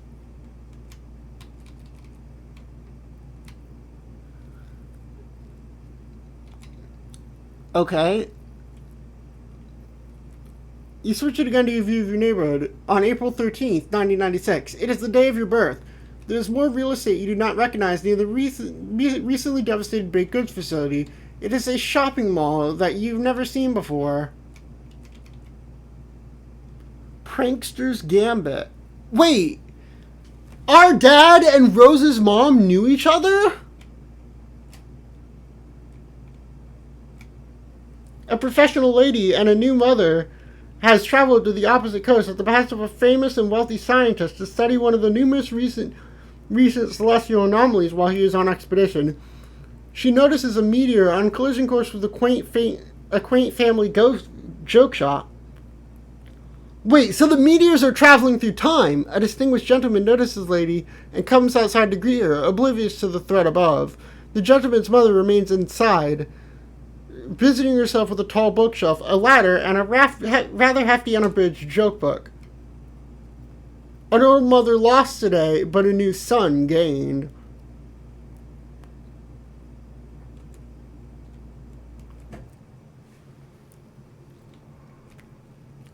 The gentleman discovers a clue. A powerful nose detects perfume. The mystery deepens, but the monitor has not lost track of the lady. You created a paradox ghost imprint of the professional lady. The sludge fills the final tube. Once all the tubes are filled, 4 young paradox clones are created. Oh no, we're creating clones of ourselves. There's one more button to push. Ectobiology sure does involve a lot of button pushing. Your loyal assistant, Dr. Meowgon, is all over this one.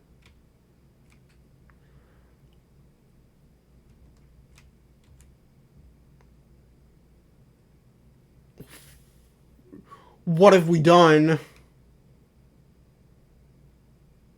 What have we done? Scale echelon. You storm the echelon to create the coveted, if difficult to pronounce wrong, Ectobiolo Babysitter. Your ladder is absolutely hemorrhaging the boondollars, just what your poor caller's fat ass needs. You surpassed 1 million boondollars and trade them all in for a whopping boon buck. This, of course, is going directly into the college fund for these youngsters. Sure is heavy. Into the hollow it goes.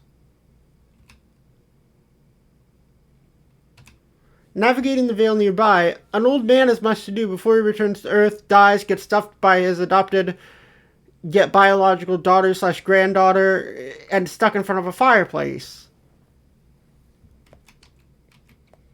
Taking priority at the moment is shipping 2 passengers long overdue for a reunion. Oh?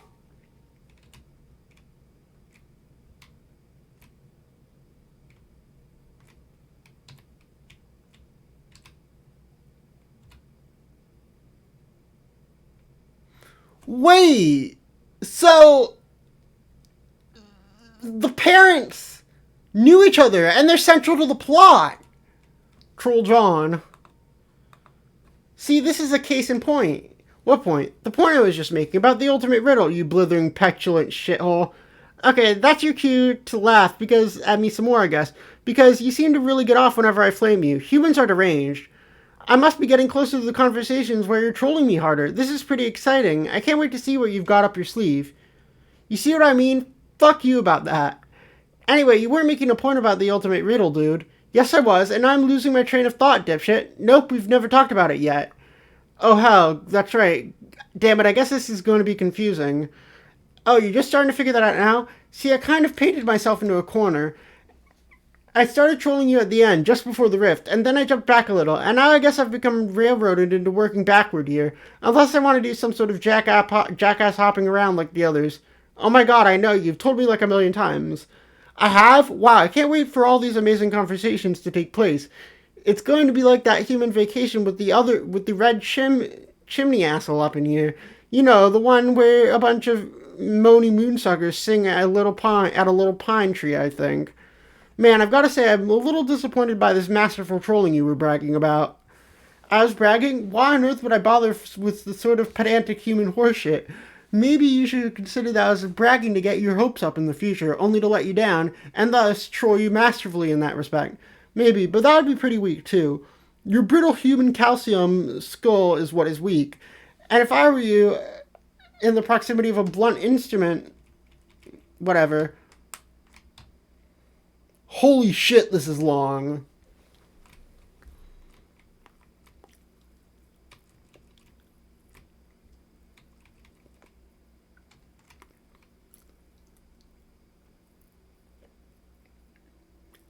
Whatever. So that case in point you were making, I was scrolling back and noticed you were in the Vale. I am? Yeah, dum-dum, you're tumbling around on a big goddamn meteor, and you just created younger versions of yourselves and your guardians. Probably by mucking around with that thing like a doofus. Wait, these are baby versions of us? Haha, yeah, so clueless. What were you doing there anyway? Well, I'm sure. I saw footage of my Nana and some other people, and then they were all literally like these guys screwing around. So, are they clone copies of us? No, they're literally you and your guardians. Paradox clones.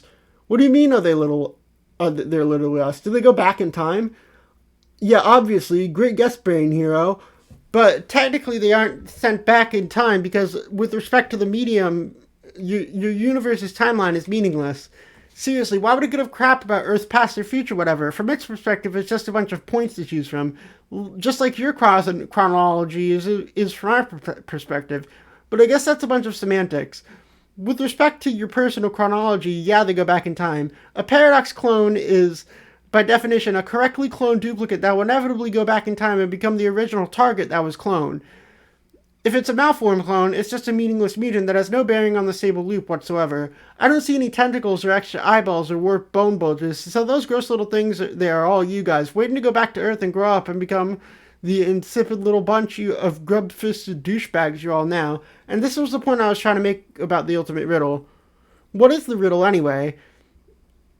Think again, Ignoramus. It's not even that great, or much of a riddle at all. In the course of your adventure, you would have encountered all these fragments like weird poems and shit. You find them along your quest, with clues and stuff buried in them to help you solve puzzles and move huge stone columns and make staircases appear and lots of nonsense like that. And it's all masked in this flowery sort of frothy, poetic jackassery that nobody really cares about. And I sure as hell don't care about spoiling it for you. But what all these lofty symbolic allusions boil down to is some grander statement about what you see happening here, that your war is the key to seeding your own existence through this game. And any hope that it could have played out differently or that you could have avoided this whole mess was always just a ruse. A distraction, perhaps? What? Never mind, because if it didn't go down this way, then how were you even born, get it? Which is especially pathetic since Paradox Space apparently went through all this trouble to make you just to have you all fail and die. Really, there's nothing more tragic than these null sessions full of kids entering the game and fulfilling some cosmic destiny shit, only to get wiped out and leave behind an empty, pointless acidosphere for all eternity. Actually, it's sort of hilarious, or it would be if it didn't affect me personally. But anyway, there's a lot more to the riddle than just that, like what we talked about the last time we talked. But that's sort of the gist of it from the themes it deals with. Okay, well, if I run into some salamanders who tell me all about this riddle and get excited about it, I will try to act surprised.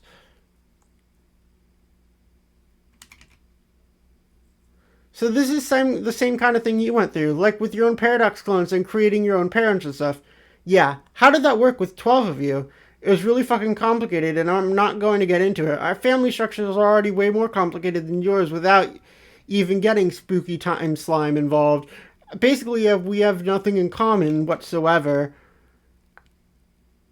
Except maybe this. I was the guy in your position and to make all these clones, and frankly, it kind of freaked me the hell out. Now that I mention it, I am finding it a little strange. Oh, only just now? Fuck, you are fast. I hope you got the mad boombucks to pay off those speeding tickets. No, I mean the ghost stuff and paradoxes are one thing. It's just something else. It's just, this is really weird. What's so weird about it? Well, normally humans hatch from, like, these slimy pods where we wriggle out as little pink larvae. Huh? Oh, really? Huh, maybe we have more in common than I thought. Maybe those are really mutant clones and they're going back to seed your planet? Sure. I'm confused now. Not like I give a shit about your pointless, awful lives. I have no idea. Why don't you get back to me in a few minutes? Like a few minutes of my time. All these little pink monkeys are getting out of line, and I have to tend to them. If you message me in a couple of minutes, we can continue conversing in a sane, linear fashion for a change. And then, after that, you can keep going backward and making fun of me riding my little red rocket. You can tell me I look like a silly little paradox clone fresh out of my slime tube, and this is all one big nursery time recess jamboree. That would burn me pretty good. Okay, that is pretty good, but I can't use it because you said it, and then later, i.e. right now, you would get that satisfaction of knowing you were the one to come up with it just now. See, you are dealing with a pro. You cannot troll me, so just forget about it and stop trying. And that's where we're going to end this portion of the stream. We are going to play some Rivals tonight.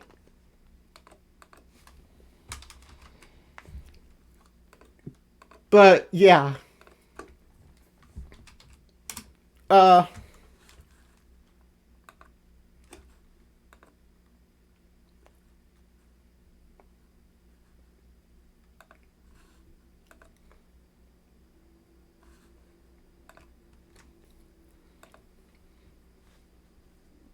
I do need to edit the VOD for today.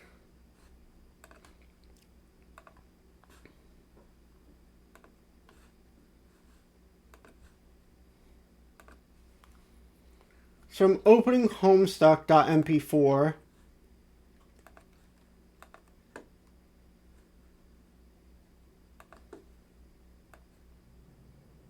Or .pproj. And you're going to hear me talking for a little while.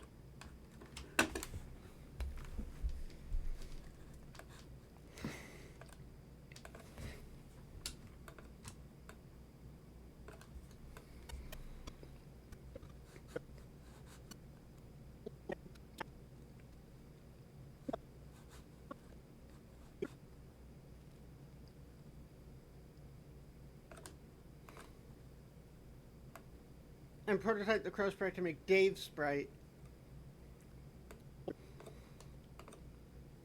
And then after that, you start the rain, introduce life into the ocean. He told her years ago. The four-letter genetic sequence meow unlocked their genetic code in response, while completely oblivious to their scrawlings and meanings just as Jean was.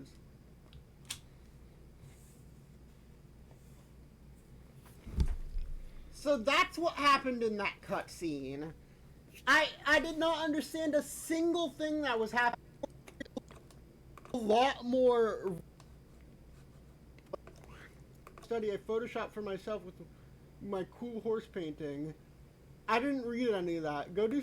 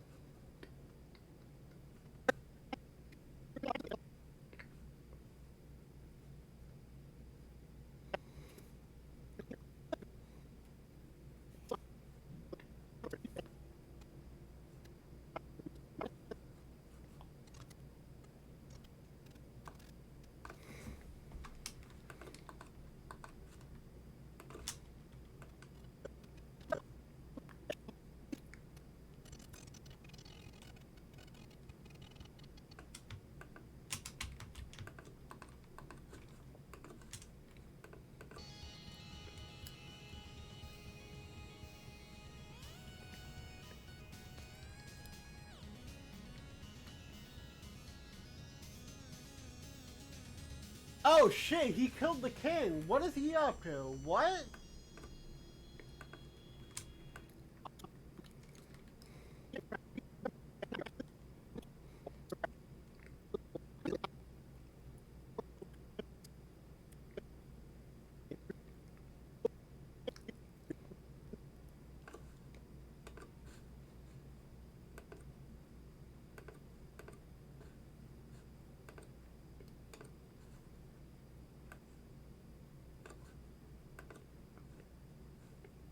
Okay, I got the ping. We'll have to finish editing later. It is Ravel's time.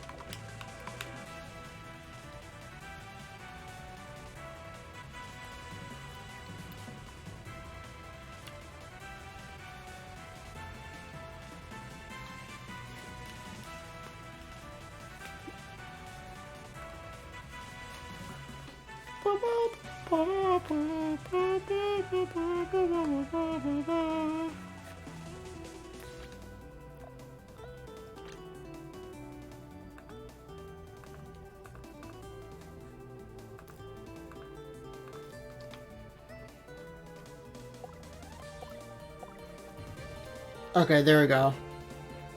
Alright, gaming time. Time to lock in.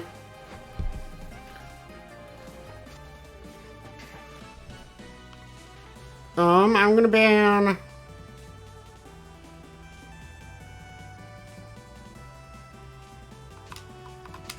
these two.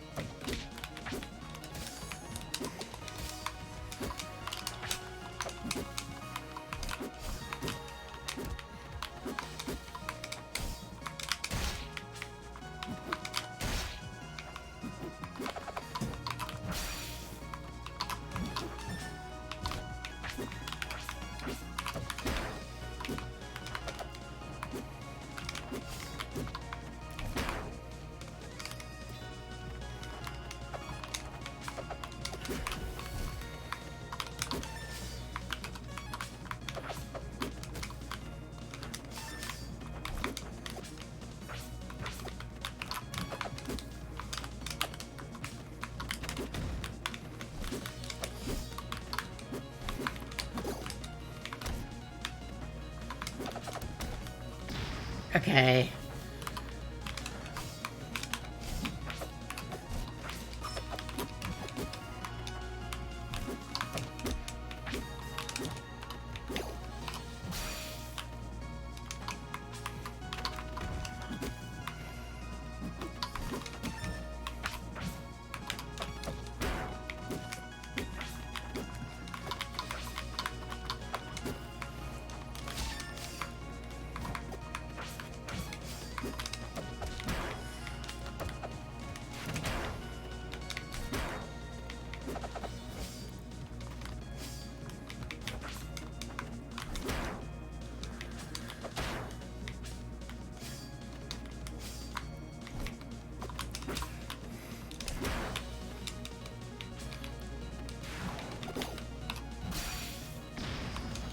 Okay, finally! At least I got one stock.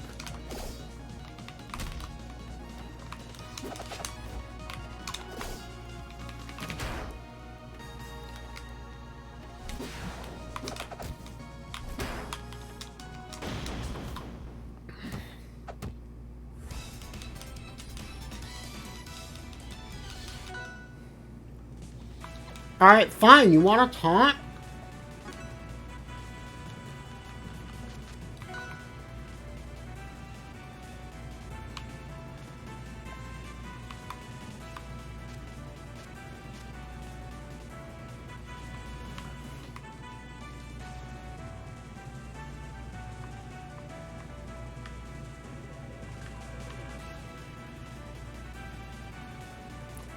Let's do this one.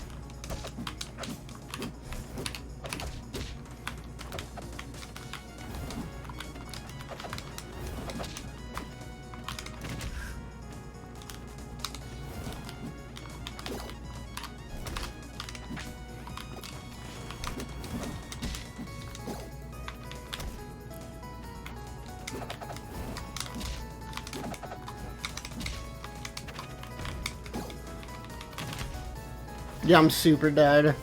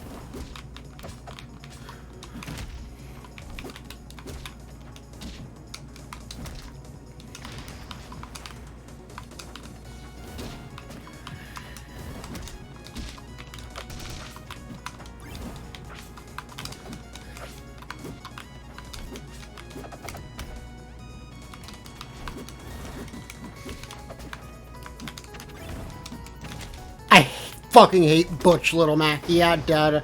GG.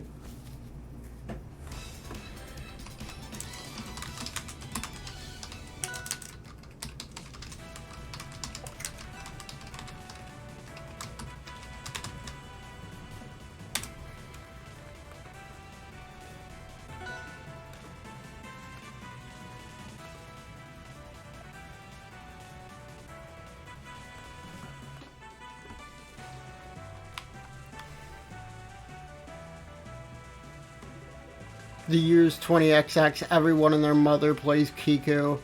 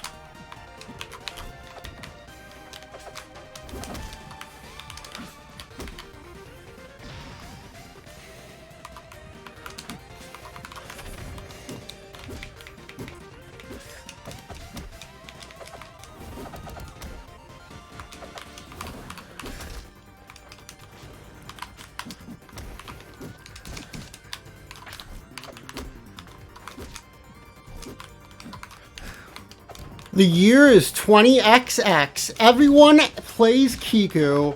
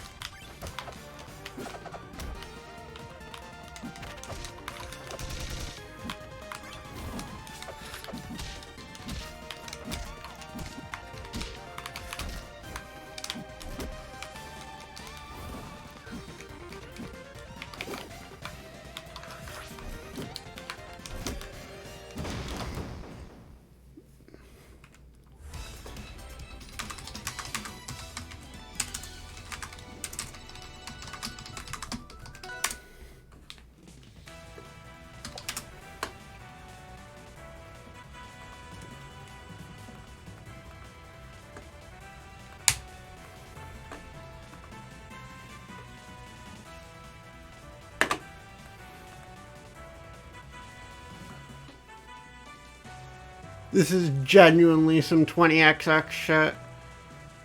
Any line of inquiry, pastry-oriented.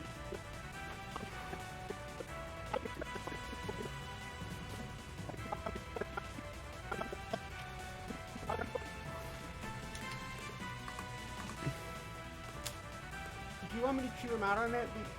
I will, because that was so outrageous. I don't know where he got off being like that. No, I don't actually mind. Too bad I missed him. I thought you hated wizards. What would you do with that?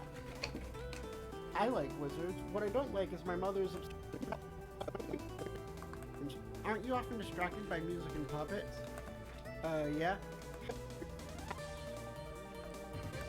So why the cat code so terrible now? I don't know, but the gods were pretty emphatic about it.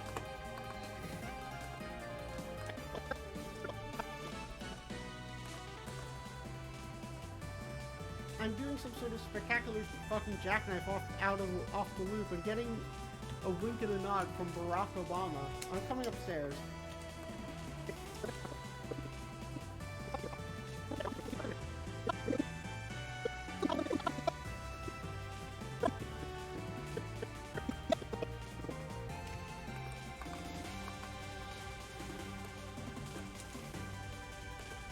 Born.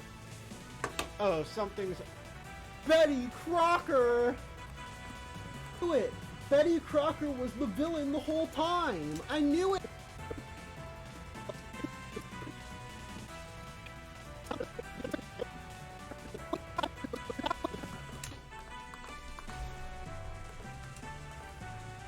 Prankster's Gambit. Wait! Our dad and Rose's mom knew each other?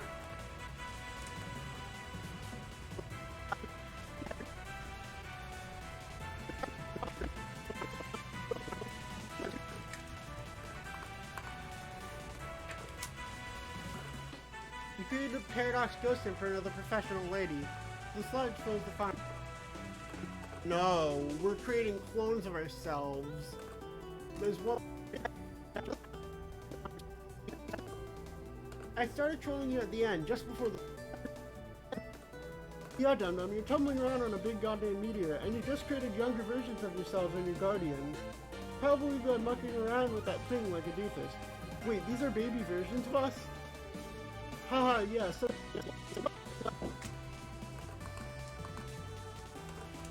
Well, I'm sure... I saw footage of their little Russ. Did they go back in time? Yeah, obviously. Why would it give a crap about Earth's past or future, whatever? From its perspective, it's... chronology, yeah, they go back in time.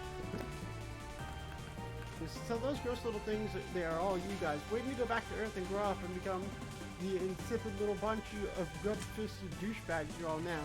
And this was the point I was trying to make about the ultimate riddle. It's like what all these lofty symbolic allusions boil down to is some grander statement about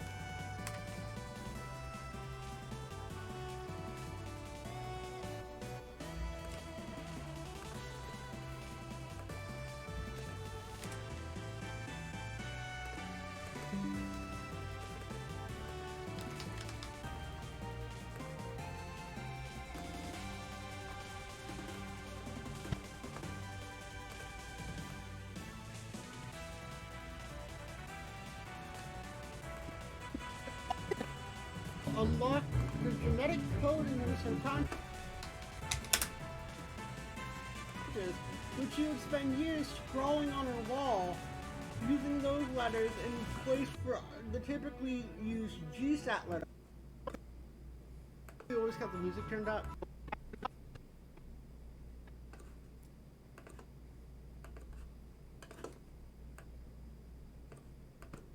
Have you ever known them to be wrong? Born. Oh, something's... Betty Crocker!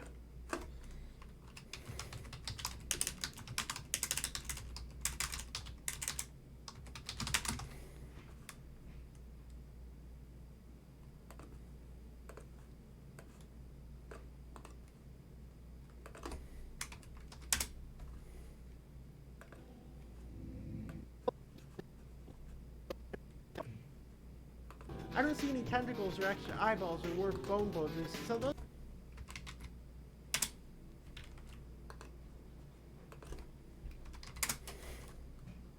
gross little things, they are all you guys. Waiting to go back.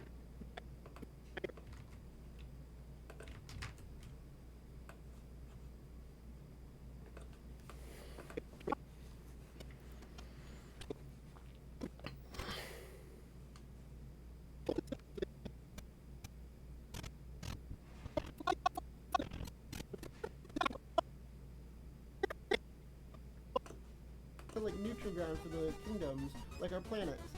Toby Fox song.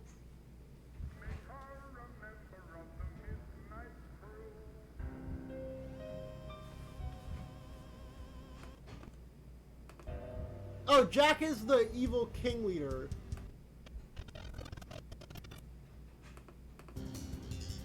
Banger? Common Toby Fox W?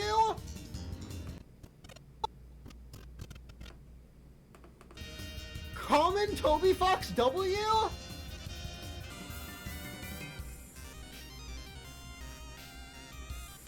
Wait, oh, this is Dream You.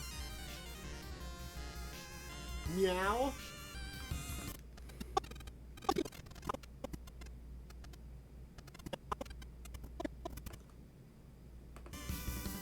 Oh my god, it's fucking...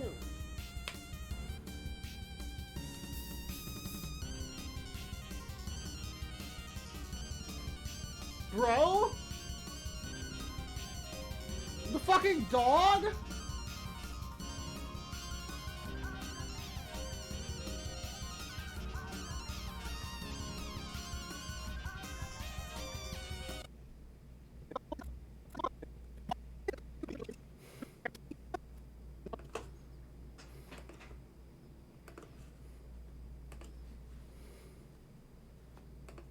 Okay.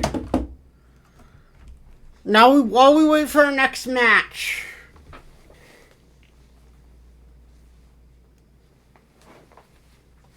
we have a little time, so I'm gonna start packing shit.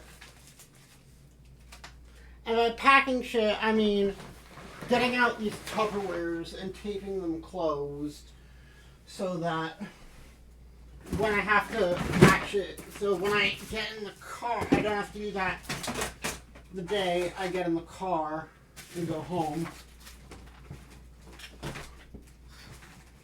Bonk, bonk, bonk. Because the little handles fell off this.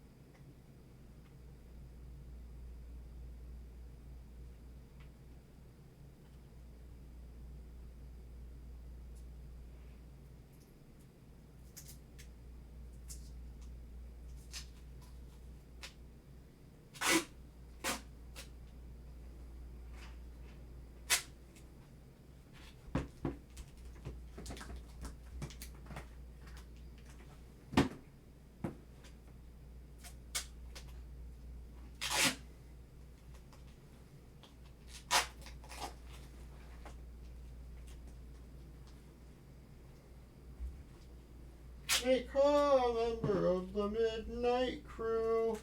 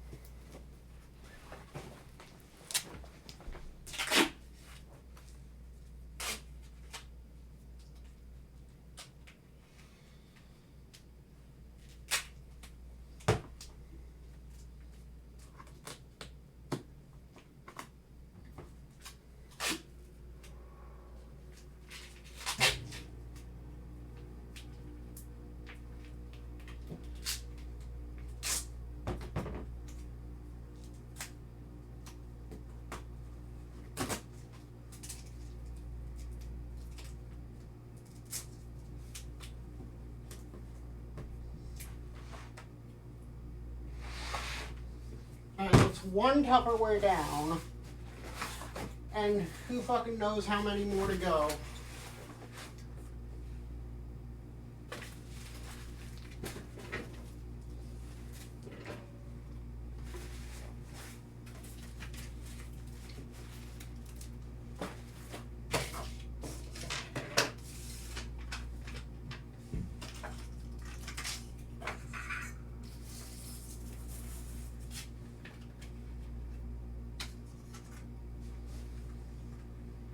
Here's some Imodium.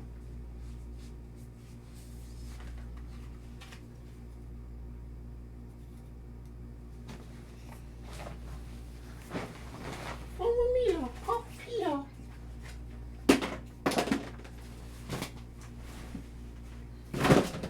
Here I come, and the midnight crew.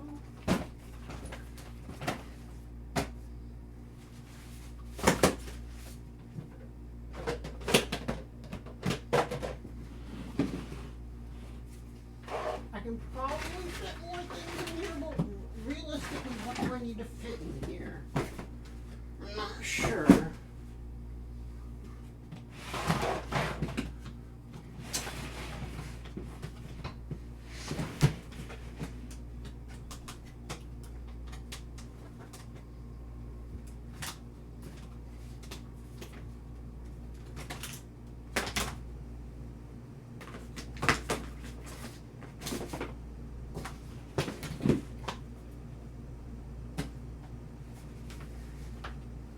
This one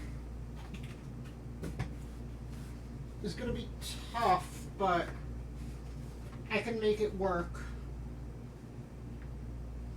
I need my duct tape.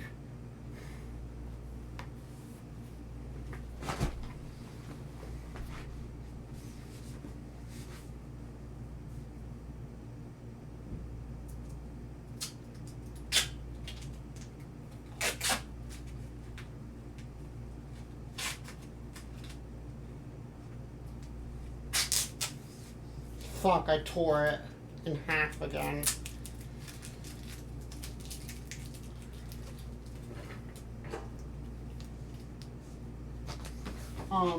This is trash.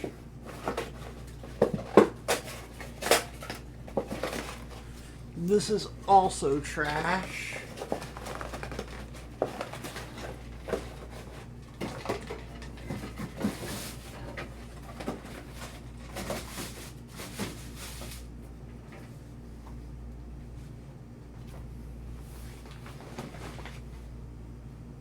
Where's the duct tape? Here it is.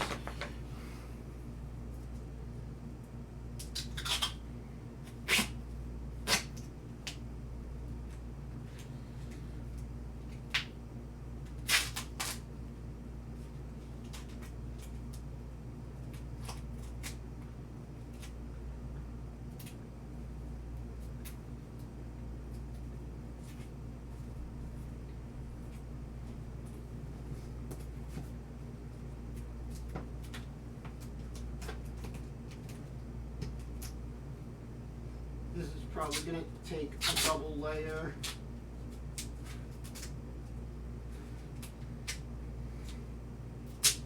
Because there ain't no fucking way this works.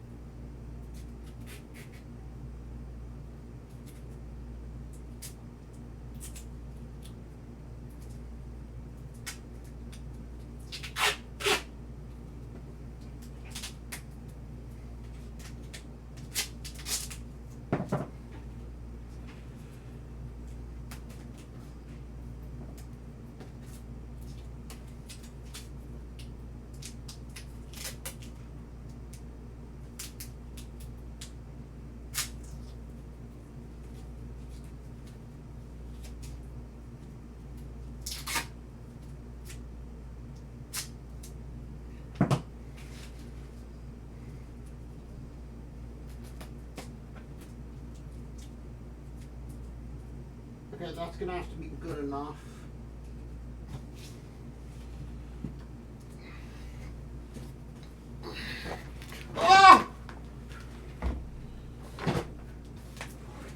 carrying large things is not good for me.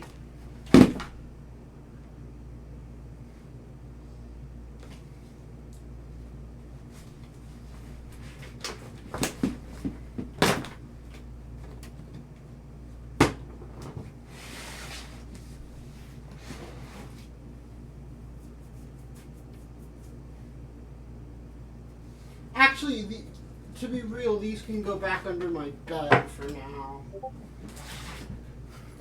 Oh, is that the ping? No, that's my friend pinging me.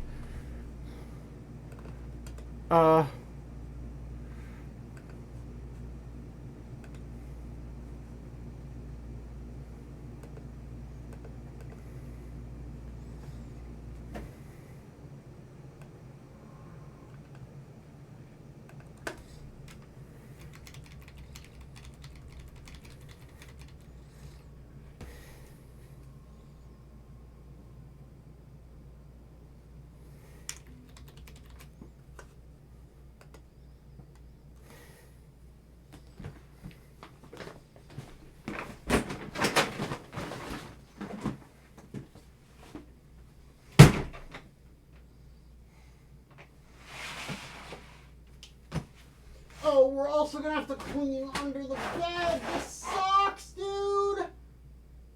This is so annoying. What the hell even is this?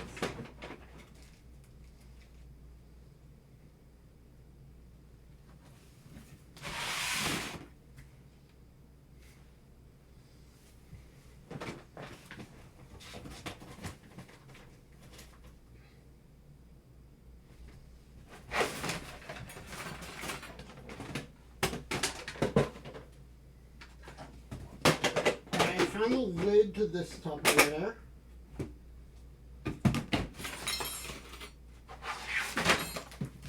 And the lid to this one. I think this is the lid to this one. Yeah.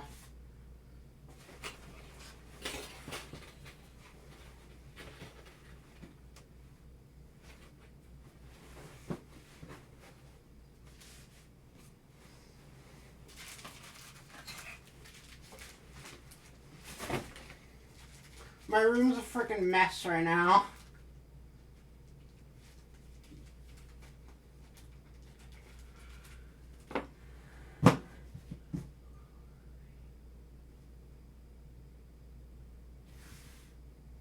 I could probably fit more things in here.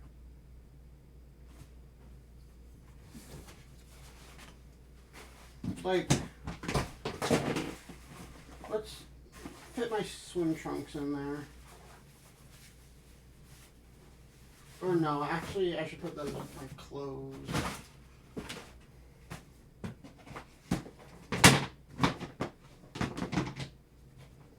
But I can probably fit things I don't need in there.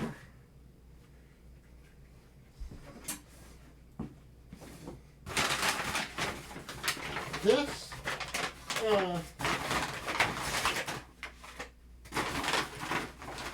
I have a million fucking things of Elmer's glue now. I have enough fucking Elmer's glue to last a whole goddamn lifetime because I told them to purchase 2 packs and they sent me 6 packs.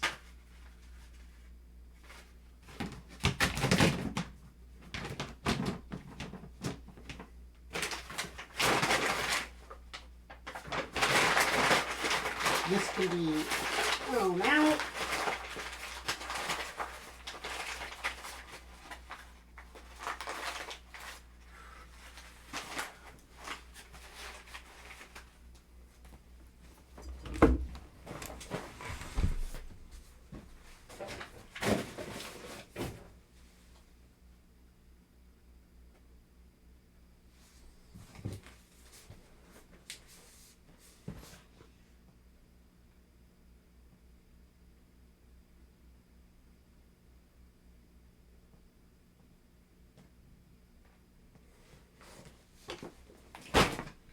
This I'll put, yeah, there works, I guess. But I can also just put it under my bed, so let's stick it under the bed. into the bed space, the Silodex, and make sure not to place it on top of my iPhone cable.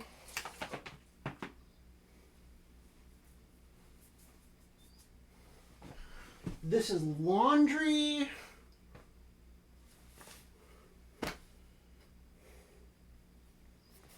Okay, what over here can be put in a box? This, I have no idea what the fuck this is.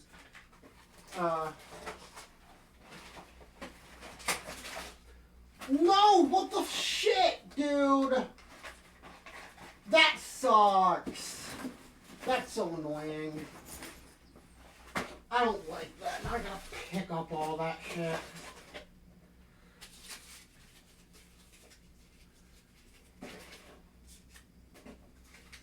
I have enough glasses cleaner to survive the next few days, so I'm gonna put all that in here.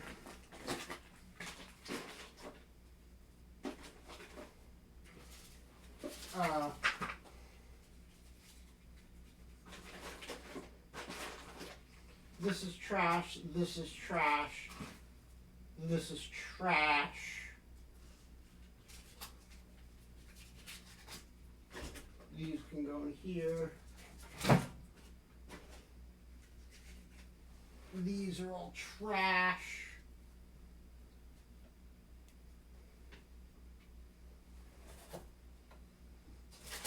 Put these with these. That can go there. No, wait, this is trash.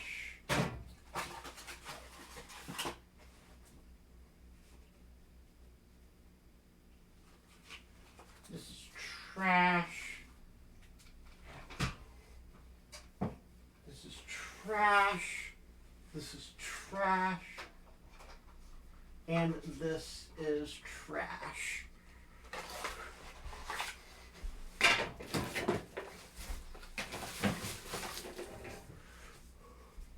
Have I... Okay, I've gotten the ping, so time to play my second match. I'll pack those later. Ugh. Forced to play against Astra.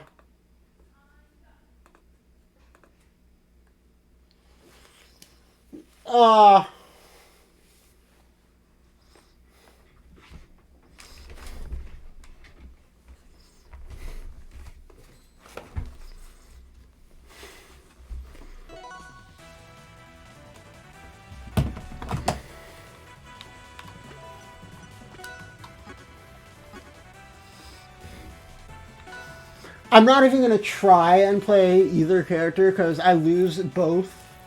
So I'm just going to play fucking Miku. Or not Miku, Kara. Because that's the most fun I have playing this game.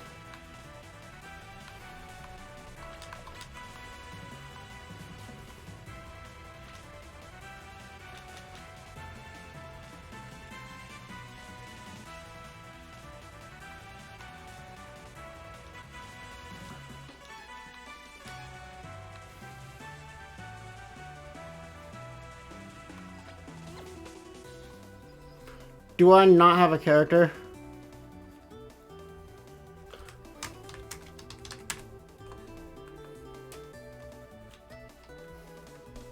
Make her a member of the Midnight Crew.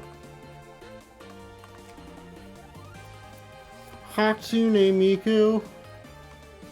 Oh boy.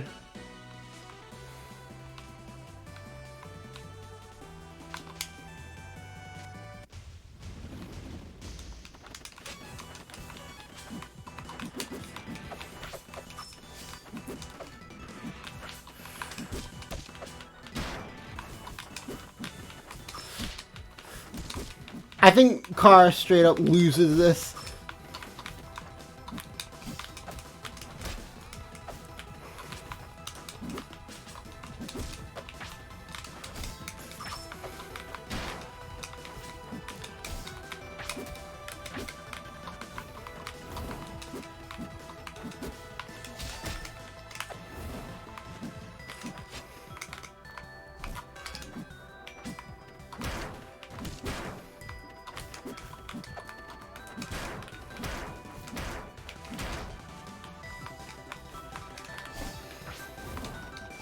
Right, I have to DI out against Miko.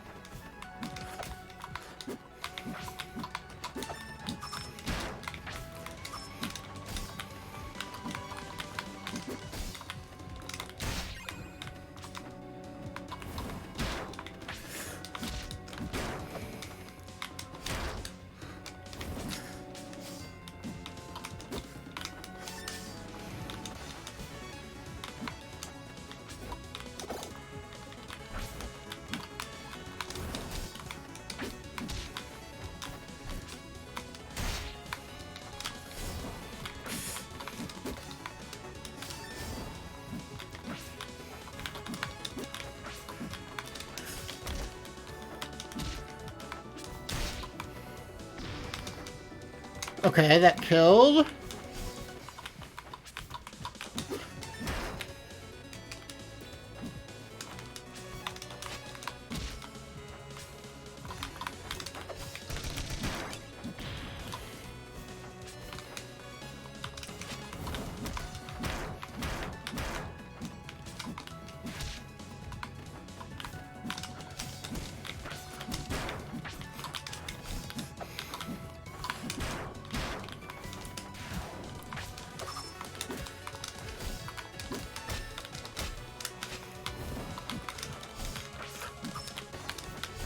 I just wanted my dream character to be good, dude.